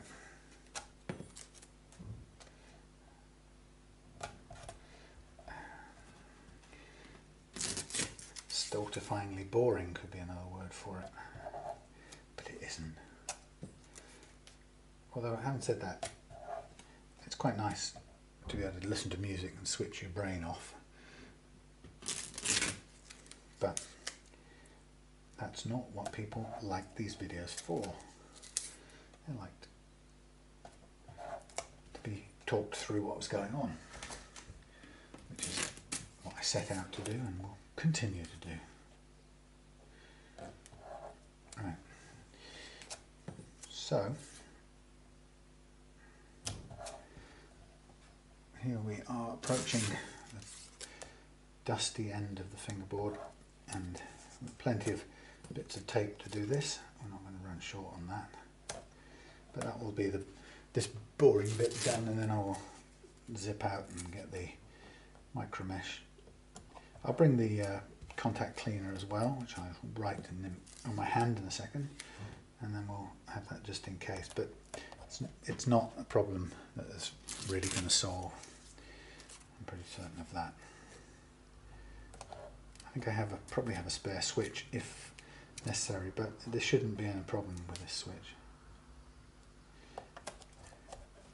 They sometimes just don't feel very good. They don't have a strong locking tendency because the mechanism's just a bit slack. And just different brands of switch seem to have different snapping qualities to them. Very difficult to predict or know. It's not something that's consistent all the time. You can't sort of say, all right, I mean, maybe switchcraft or something like that can be perhaps depended on a bit more, but it's very hard to find a consistent one. Sometimes a cheap Chinese one can be very, very stiff, but very positive in the way it locks. And sometimes, you know, I've had switches on Thomann guitars, for example, which are nigh on impossible to switch. I mean, just unpleasantly stiff, which you don't want at all. So I'm just using up the spare bits of tape here to protect off the edges of the thingy here. That means we don't have to worry about the micro mesh or sandpaper touching the paintwork. And masking tape is very cheap, so you can put plenty of it on and not worry about it. Better to have that all covered up than not. And then we can go back to a couple of big pieces here, like that. Like that. And across there, like that. Double it up on there, just to give the pickups that extra bit of protection. Okay, so that's the fingerboard protection done. What I'll do is I'm going to leave this here, and I am going to go and get the, well, I'm going to have a search, but I'll probably involve going home and getting the micro mesh so we can finish this. Yeah, okay, see you in a bit. We are ready for the next half of the deal. I don't know how well this comes out picture quality wise, but we'll just see how it goes. This is the camera. Now I'm just going to do up this little, what's it, in fact, just gone and covered it over. Let's see if I can just tighten it up here without any fuss, without anything moving around. Just want it to do what it's told and stay in place. Okay. So it's working. I've tested it out. I don't really know why it would be malfunctioning. It's not the most positive switch in the world, but it's definitely working. Okay, so I've been home, I've been around, I've been about, and I've got me the thingamajigs, the things I need, including the micro mesh. Now I also need some strips of sandpaper, a 600,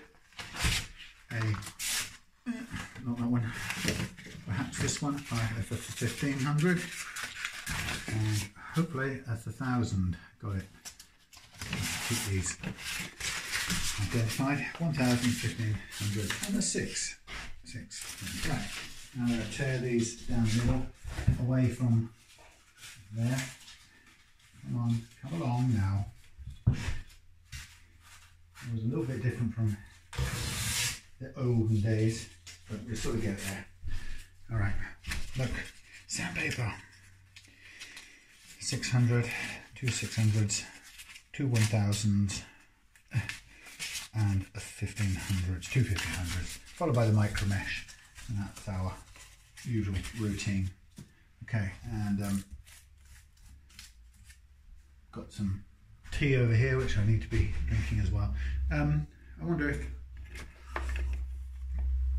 what I might do is, you've seen this before, it's available on all my other videos, so I'm not going to video this bit. I'll come back using the same camera and I'll show you, I'll do the next bit after I've done the polishing out, because it takes about 20 minutes of loads of hassle. So see you in a minute. Done. All done. Just listening to some disco there on 70s radio. It's actually a shame we can't put it on without getting done for, well, you know what it's like. These days you can't even play a tune in with your guitar without getting hit with a copyright strike by the automatic bots and whatnot who can detect what you're playing and match it up to the infinite database of 1 trillion songs. I probably even, if I quote lyrics now, I'm probably going to be in trouble. You know. Anyway, so just to, I mean, that's going to be my excuse when I play the guitar. I'll just say, look, I could have played you note perfect any number of absolutely spot on covers, you know, but of course we're not allowed to, and we get a copyright strike, so unfortunately I just have to make some amateurish sounding noodly noises. That's honestly, that's what it's, that's why I'm so bad. So this has made myself a bit of a harder job here, because normally I flip it over, but because I haven't put the things back on yet, I shan't, because I'm going to give it a squirt of the old what's it, just in case. I brought it up from home. Anyway, so we're approaching the downhill slope now of the first ever Reloved Guitars setup in the, oh hellfire, in the new Reloved Guitars workshop. A workshop of humble origins, I have to say. Some very experienced, well-meaning folks said things like, look, you know, you really want to be sure you plan your workshop absolutely carefully from the ground up, you know. And I think that in some ways that would be very true. If, you know, imagine if I was investing 10,000 quid in new tools, or set up in joinery or something like that. And unfortunately, well, fortunately and unfortunately, I'm not. I'm kind of mostly transferring across what I've already got, plus one or two new capabilities like the spraying, for example. But so without, I didn't want to appear dismissive to their advice, and I guess what I was trying to say back was, this is a little bit different from setting up a workshop.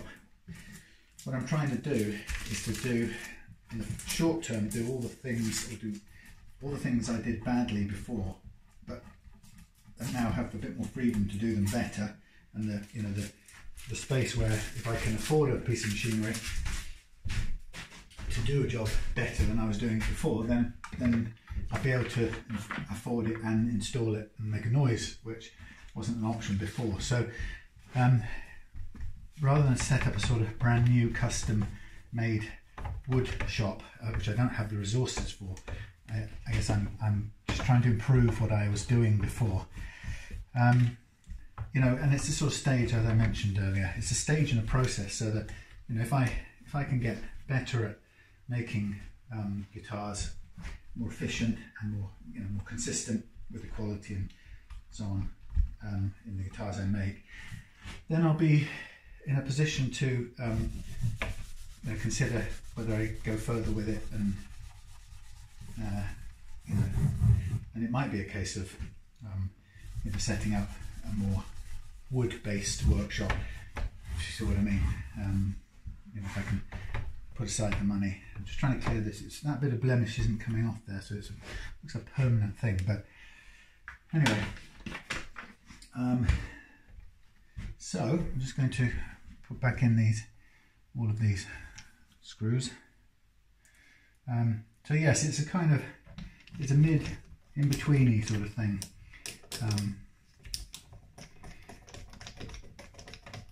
Not a fully set up joinery place, but a shed plus, really.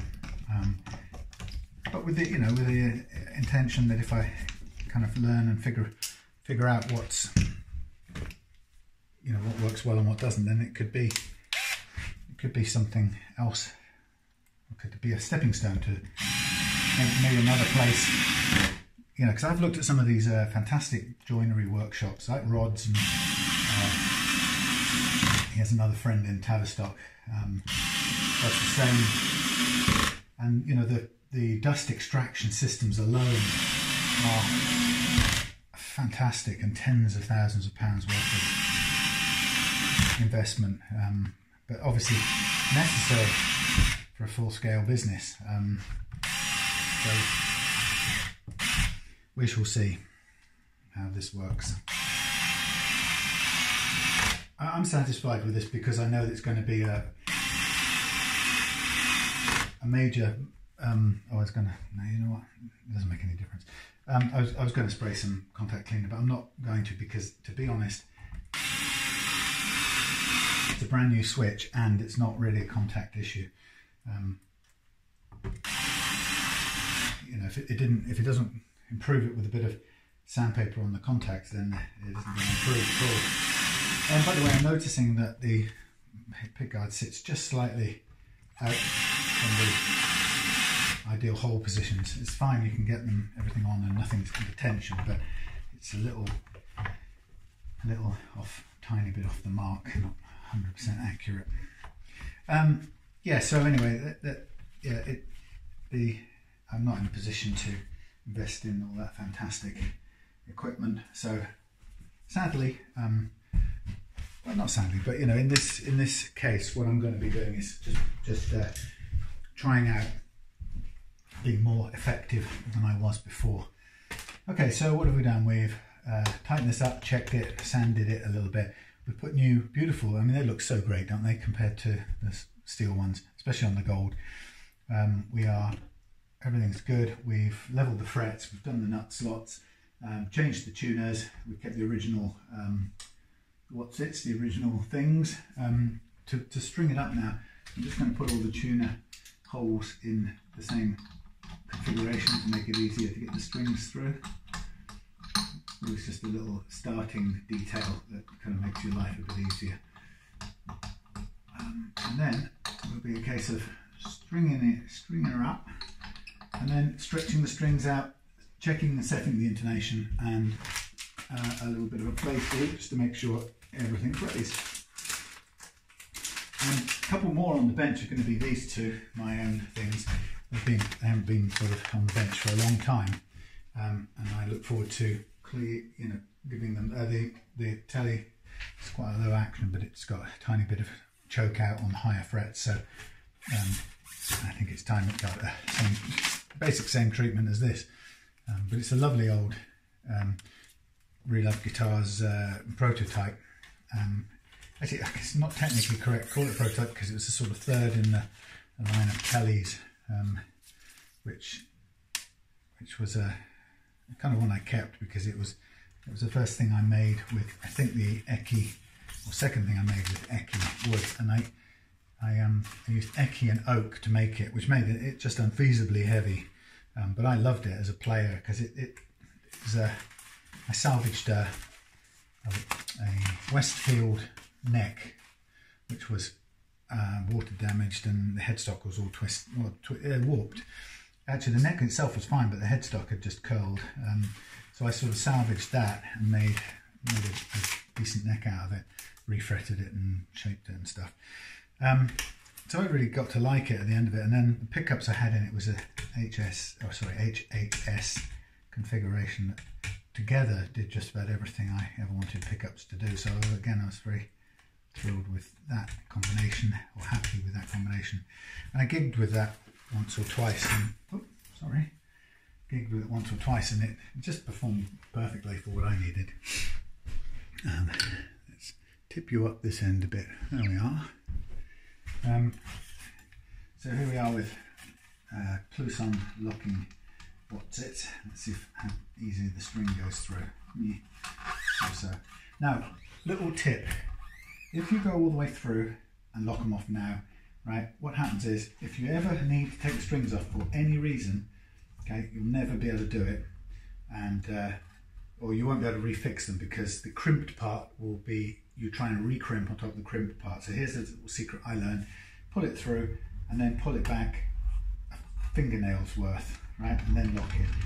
This will give you at least one re-lock, okay, when you come to do it. Now, yes, what it'll do is it'll put a tiny bit of string onto the peg, right, and you might go, oh, that's the whole idea of locking tuners, is to avoid having anything on the peg, right?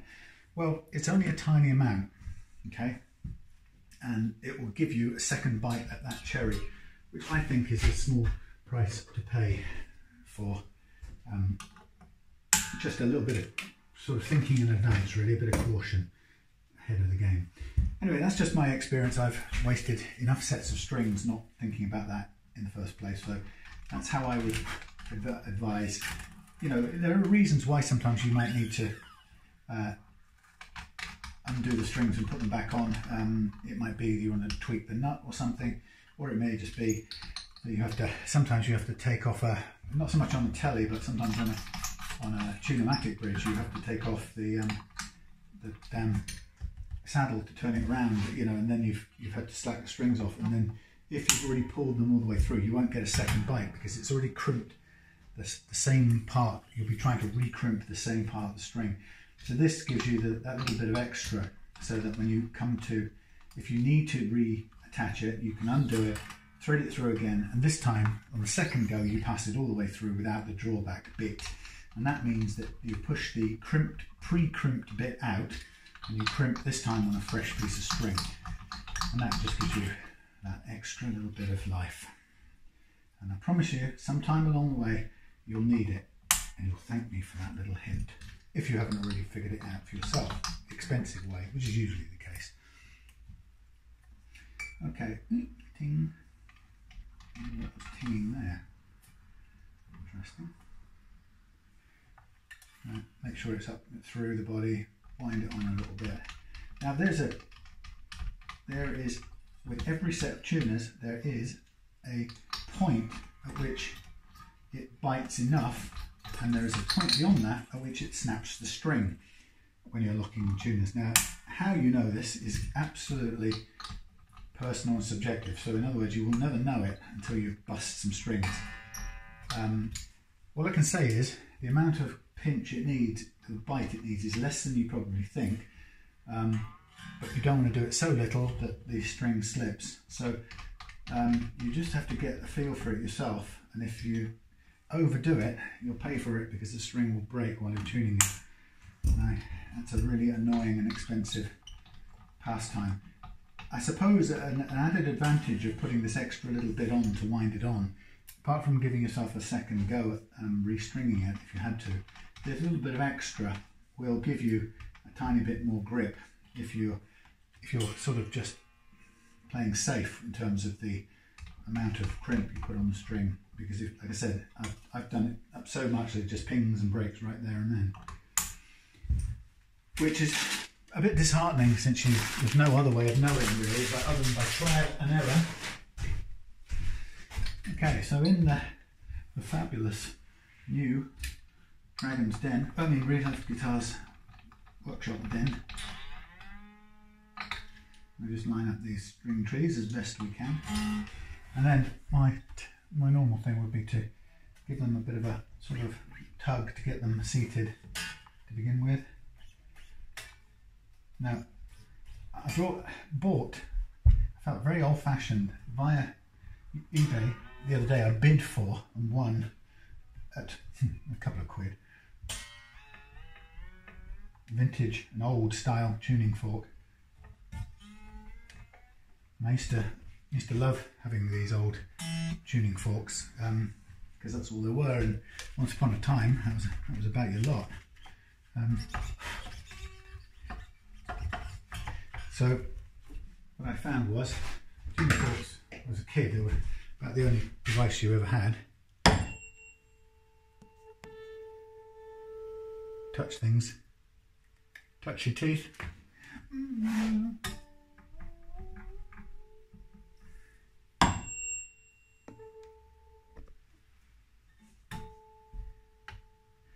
But even better than that, what I learned years ago was that the tuning fork,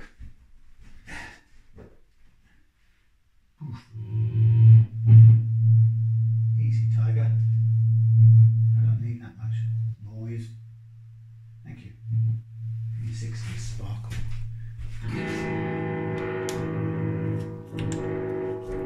Yeah, so what I learned was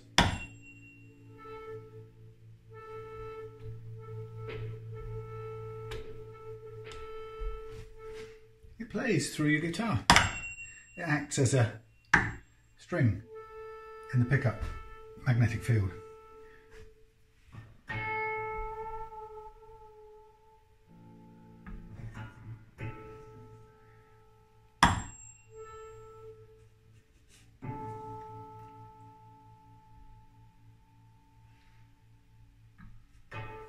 Whatever, that's enough to get it going anyway.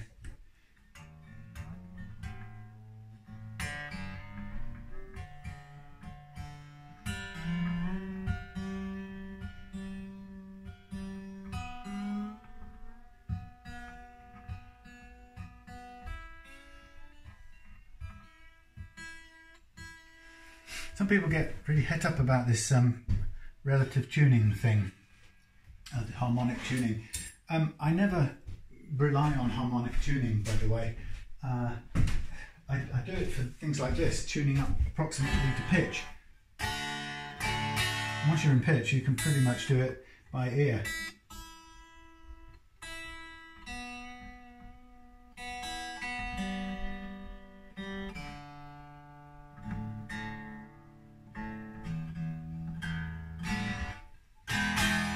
Go.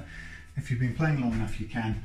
But on stage, playing with other people, I always use a tuner, and I'll use one now because I want to check the intonation.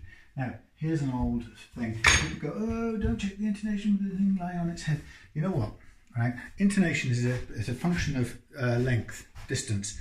Right? It's not really that much affected by whether you're guitar is lying on its back or its front. Tuning is, right, we all know that the guitar tuning will change when you stand it up on its playing position, or whether you kind of do it on its back. But when you're talking intonation, you're talking about the length, playing length for a particular string, and you can set it on its back like this, providing you support the headstock and you're not causing the thing to bend massively. But even if you bent it, right, let's imagine it bent like this, all you're talking about changes in overall length of a tiny fraction, and the amount of difference that makes really in terms of intonation is a fraction of how much every time you finger the string you make a difference, a different amount of pressure. So this kind of over obsession with you know, lying flat and standing up and stuff. Obviously tuning, if you're going to tune it in the flat position, it'll be out of tune when you stand it up. That's kind of obvious because, you know, it's bending the string slightly differently and putting more pressure on. But when it comes to intonation, people often get intonation completely confused with tuning. Intonation is a function of length, right? The intonation for the issue of intonation on the guitar is because the neck is manufactured to a formula in which dictates how the rate at which these frets come together. They can be put in any position, but they're manufactured to a formula to make some standard types of guitar, and this one's made to a 6/48 scale Strat Tele guitar, which means that you'll find that on any guitar neck built for that scale, the frets will all be positioned pretty much exactly the same position along the neck, and they come together closer at the same rate.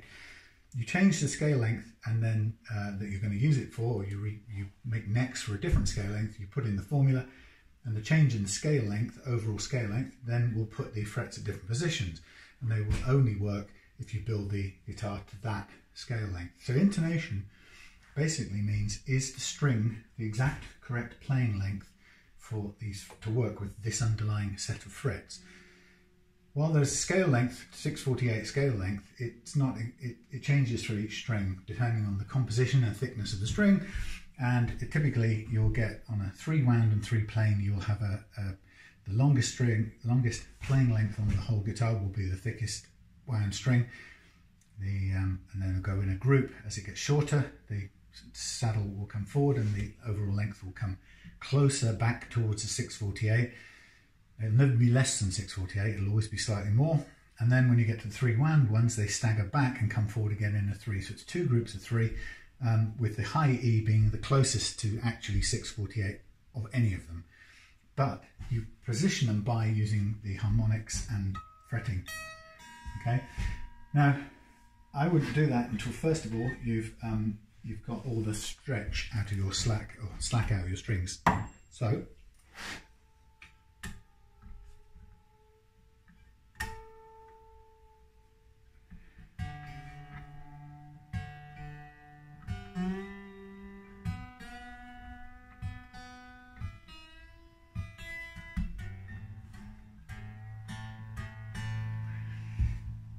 I tuned it back up. We go back in and we'll stretch the little devils all out again with thumb and forefinger method. This will get rid of all your slack as much as you've got. And that's, I've said this before a trillion times, but I'll say it again. The 2 principal factors involved in whether your guitar stays and plays in tune or not are the following. First one is the condition of your nut slots. If they are correctly cut and friction free, they will let the strings pass easily through. Can't underestimate that. Sometimes the amount of friction required to hang the strings up in there and cause them to play out of tune, go out of tune while you're playing, is so small that you won't even notice it. You couldn't perceive it, but it's enough to put the strings out of tune every time you play it or bend a note or whatever. So getting the nut slots right is 50%. The other 50% is stretching the slack out of the strings, Whether it's the string stretching or not, it doesn't matter. What we know is it'll continue to go out of tune until it's stabilized and it's eked out all of the loose string, right? Whatever you call it. To get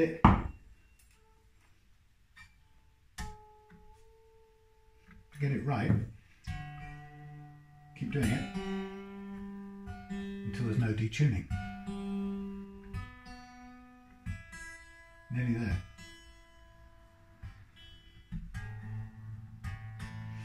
So we'll do it again. Okay. Be careful because you can easily break strings, higher strings, break the E particularly if you're overstressing. But you might do this 3, 4, even 5 times. The more you do it and the more certain you are that you've eked out all of the slack, the better playing experience you're going to have. Because often customers bring me guitars and they don't know until I've given them back perfect tuning stability. They don't know what that feels like, and actually they don't really know how badly they've had it up till now. And it's a revelation when you get it and you realise that the thing stays in tune. And when it stays in tune, you reach for the guitar. It'll be the one you go for. Versus all the others, including the big names.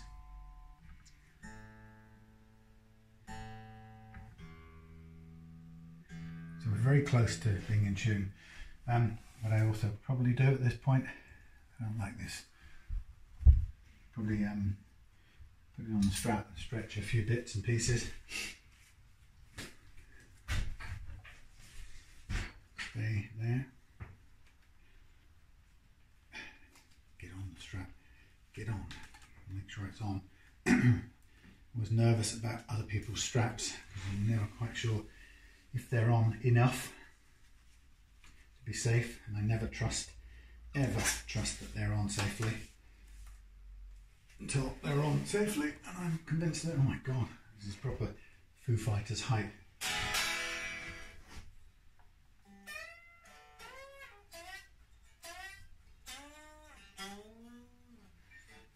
Now what I didn't do before I started messing around playing, before I do the intonation, of course I've got to reset the action height because we put a new bridge on, which I forgot about sort of temporarily. So we want our by the way, these string trees can go in the bag with the other stuff. We need the little correct hex key, which I'll have to dig out from somewhere. If not, I'll nick one from here. Okay, so we want to reset this to playing action or target action. Yeah, very low. So let's tweak this. Bit of a fiddle while we get this right. Go too high, half a mil.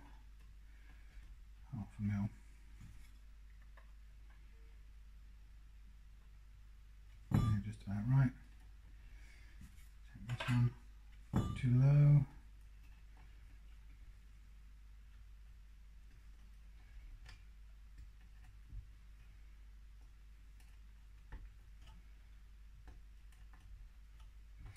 I'm just guessing to begin with, based on visual thingamajig.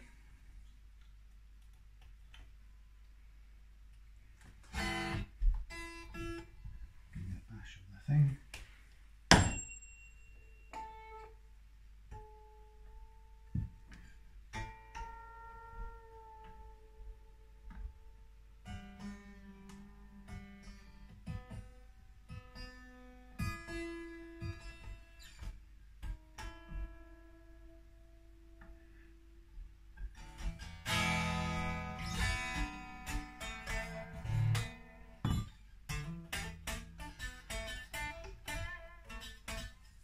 How low is that? Yes, right, too low. Okay, let's get this right now. Okay, not quite 1.5, nearly 1.5. A fraction of a tweak. Okay.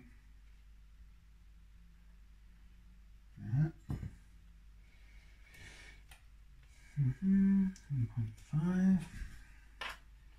1.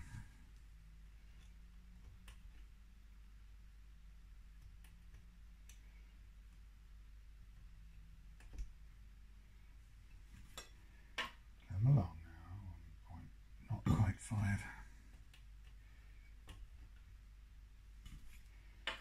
1 point. About there. About there. Not bad. Not too high.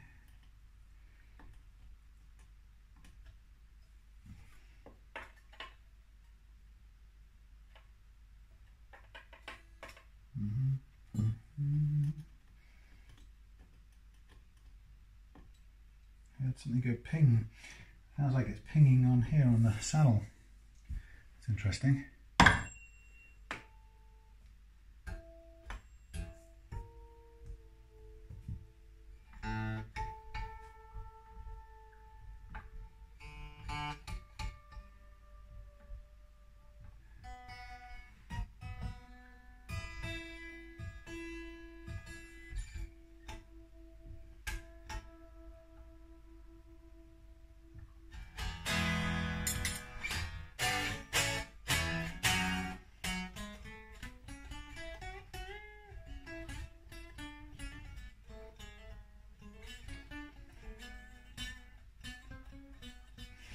Do you know what? I could have kicked myself.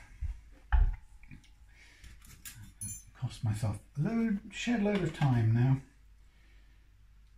If I'm not careful. If this doesn't, let's have a look. 1.5. I think I may have to redo. An absolute pain in the ass. I should have assumed we got it right from before. Or it was okay and it wasn't. I should have tested everything, you idiot.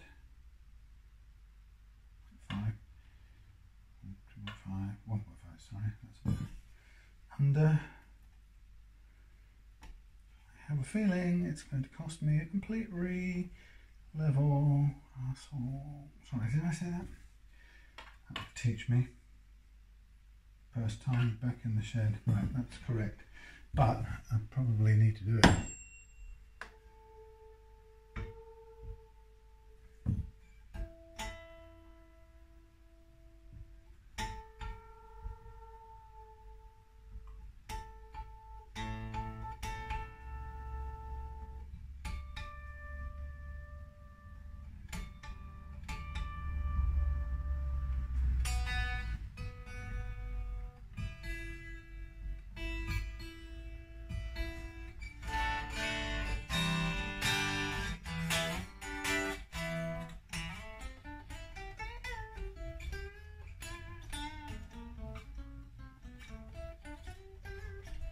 No, we're just right.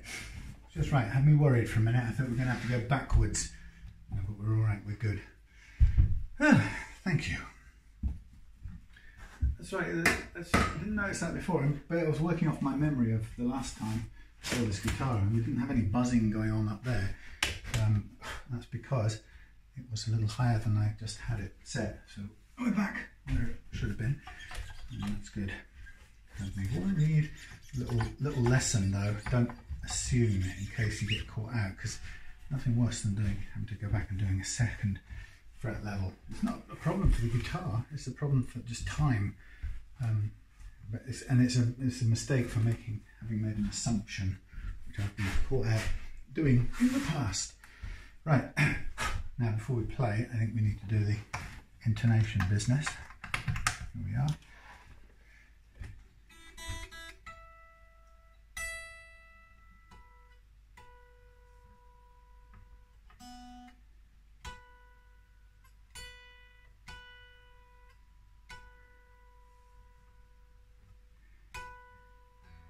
So,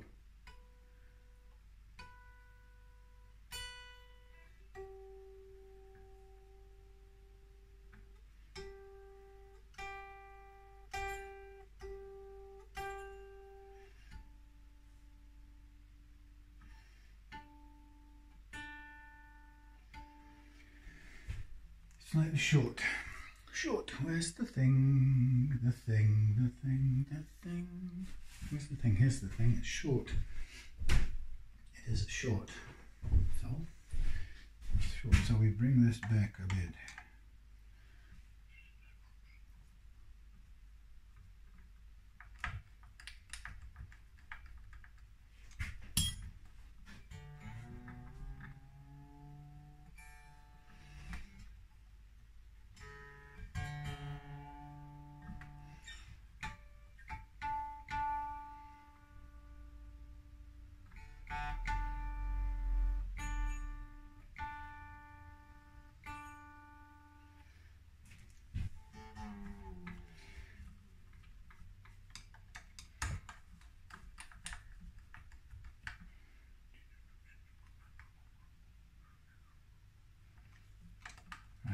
Just using, guiding these by eye to know where I'm going to peg them before we tune them up again.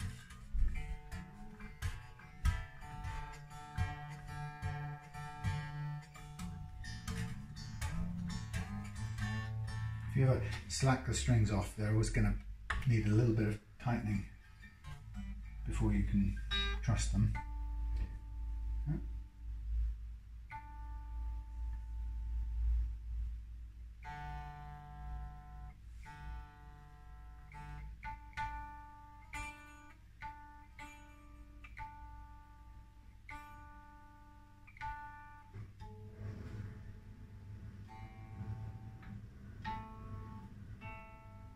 Now I just wanted to check something. Hold on.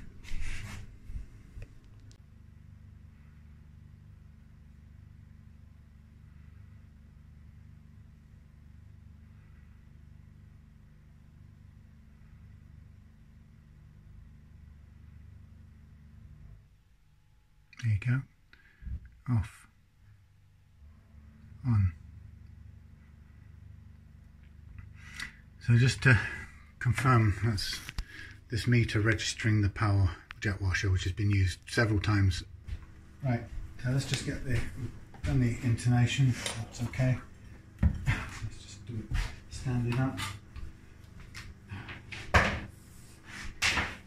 Put it on. Check the strap. I just did a test there to find out that the meter, the electricity meter that's on my section here, is running the jet washing out there, so I don't really want that to be on my bill. I'm going to have to somehow figure that out before too long. I shall have to speak to the landlord, because since I've been here today, we've had several people come and wash their cars. It's a weekend thing, obviously.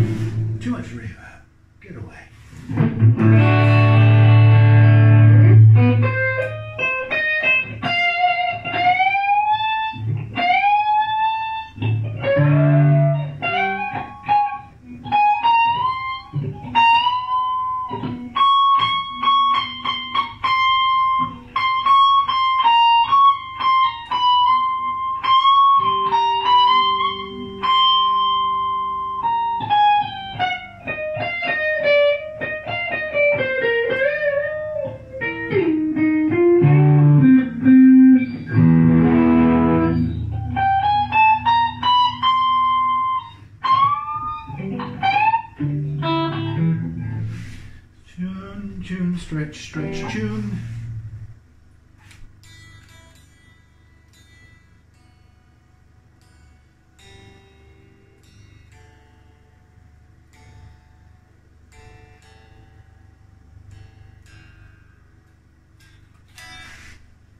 Different sounds, I don't know what to choose.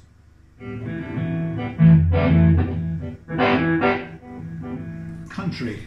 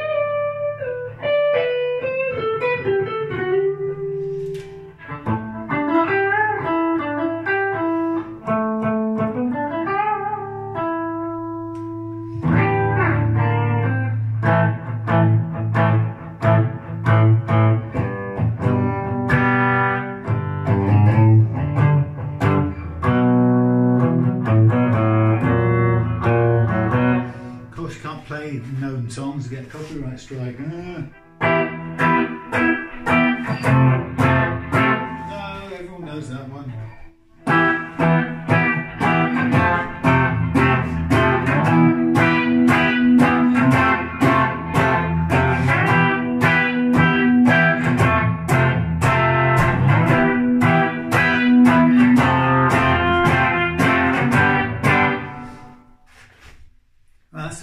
Mustang. I haven't played through that much before. I haven't turned it up full yet either.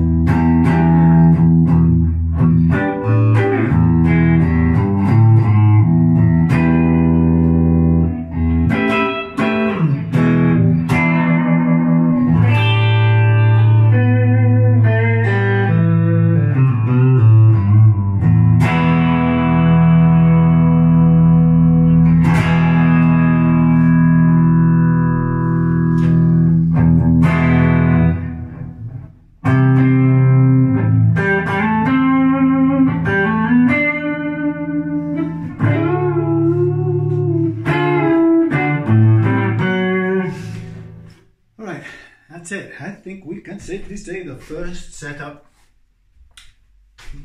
one of the last setups of, no, maybe not the last setups of 2020, the evil, wicked year that was 2020, but the first setup in that new Reloved Guitars workshop. He said switching on, finding the switchy off switch. Stuart's Chris Shiflett Telecaster. Great sounding thing, actually. Enjoyed that. Wish I could play more, but there we are. The more I play up here, the more I'll be able to. And one of the things I've done, because I'm not, it's been a while since I played loud and live, so I've brought up, sorry, pointing in the totally wrong direction, I don't know what I'm doing, just as we finish up. So I've brought up a set of, go on, stop wiggling and turning, darn it, there.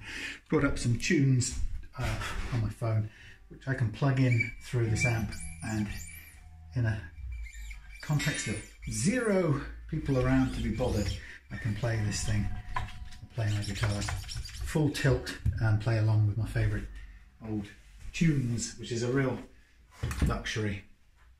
Anyway, there we have it. I'm going to keep this, finish this off now, wherever you are. Thank you so much for watching. Sorry it's been long. Well, no, not sorry, I'm back to long ones now. And here we have the Chris Shiflett with new tuners, fret leveled to eke out the sticky notes up there, new brass saddles, and checked a bit of a clean on the switch and retightened so it's not going to fall off. And there we have it. Lovely thing. I like it. Great sounding. It sounds good through that Mustang amp anyway. So I hope you've enjoyed it. Welcome back to talkies. The 1930s has arrived and we've got talkies for you from now on in this place. And you'll see it change over the next few months and stuff. This is really early days, as you can tell. The first few things, first benches here, this was the first one I put in place. And after that, things are springing up and I'm sort of getting it to how I need it to work from. How I'll be here more and more, and you'll see more and more videos. So Thank you for, if you're an existing subscriber, thank you so much for subscribing and sticking with it. If you're new to this, please subscribe. We'll hopefully have lots of interesting guitars. Next one's up on the bench, hoping to be a JV Squire from 1983 or 4 at the latest, and a Squire 2, which is a beautiful cream coloured thing made in India at the Greta factory in the late 80s, I think it was, or early 90s.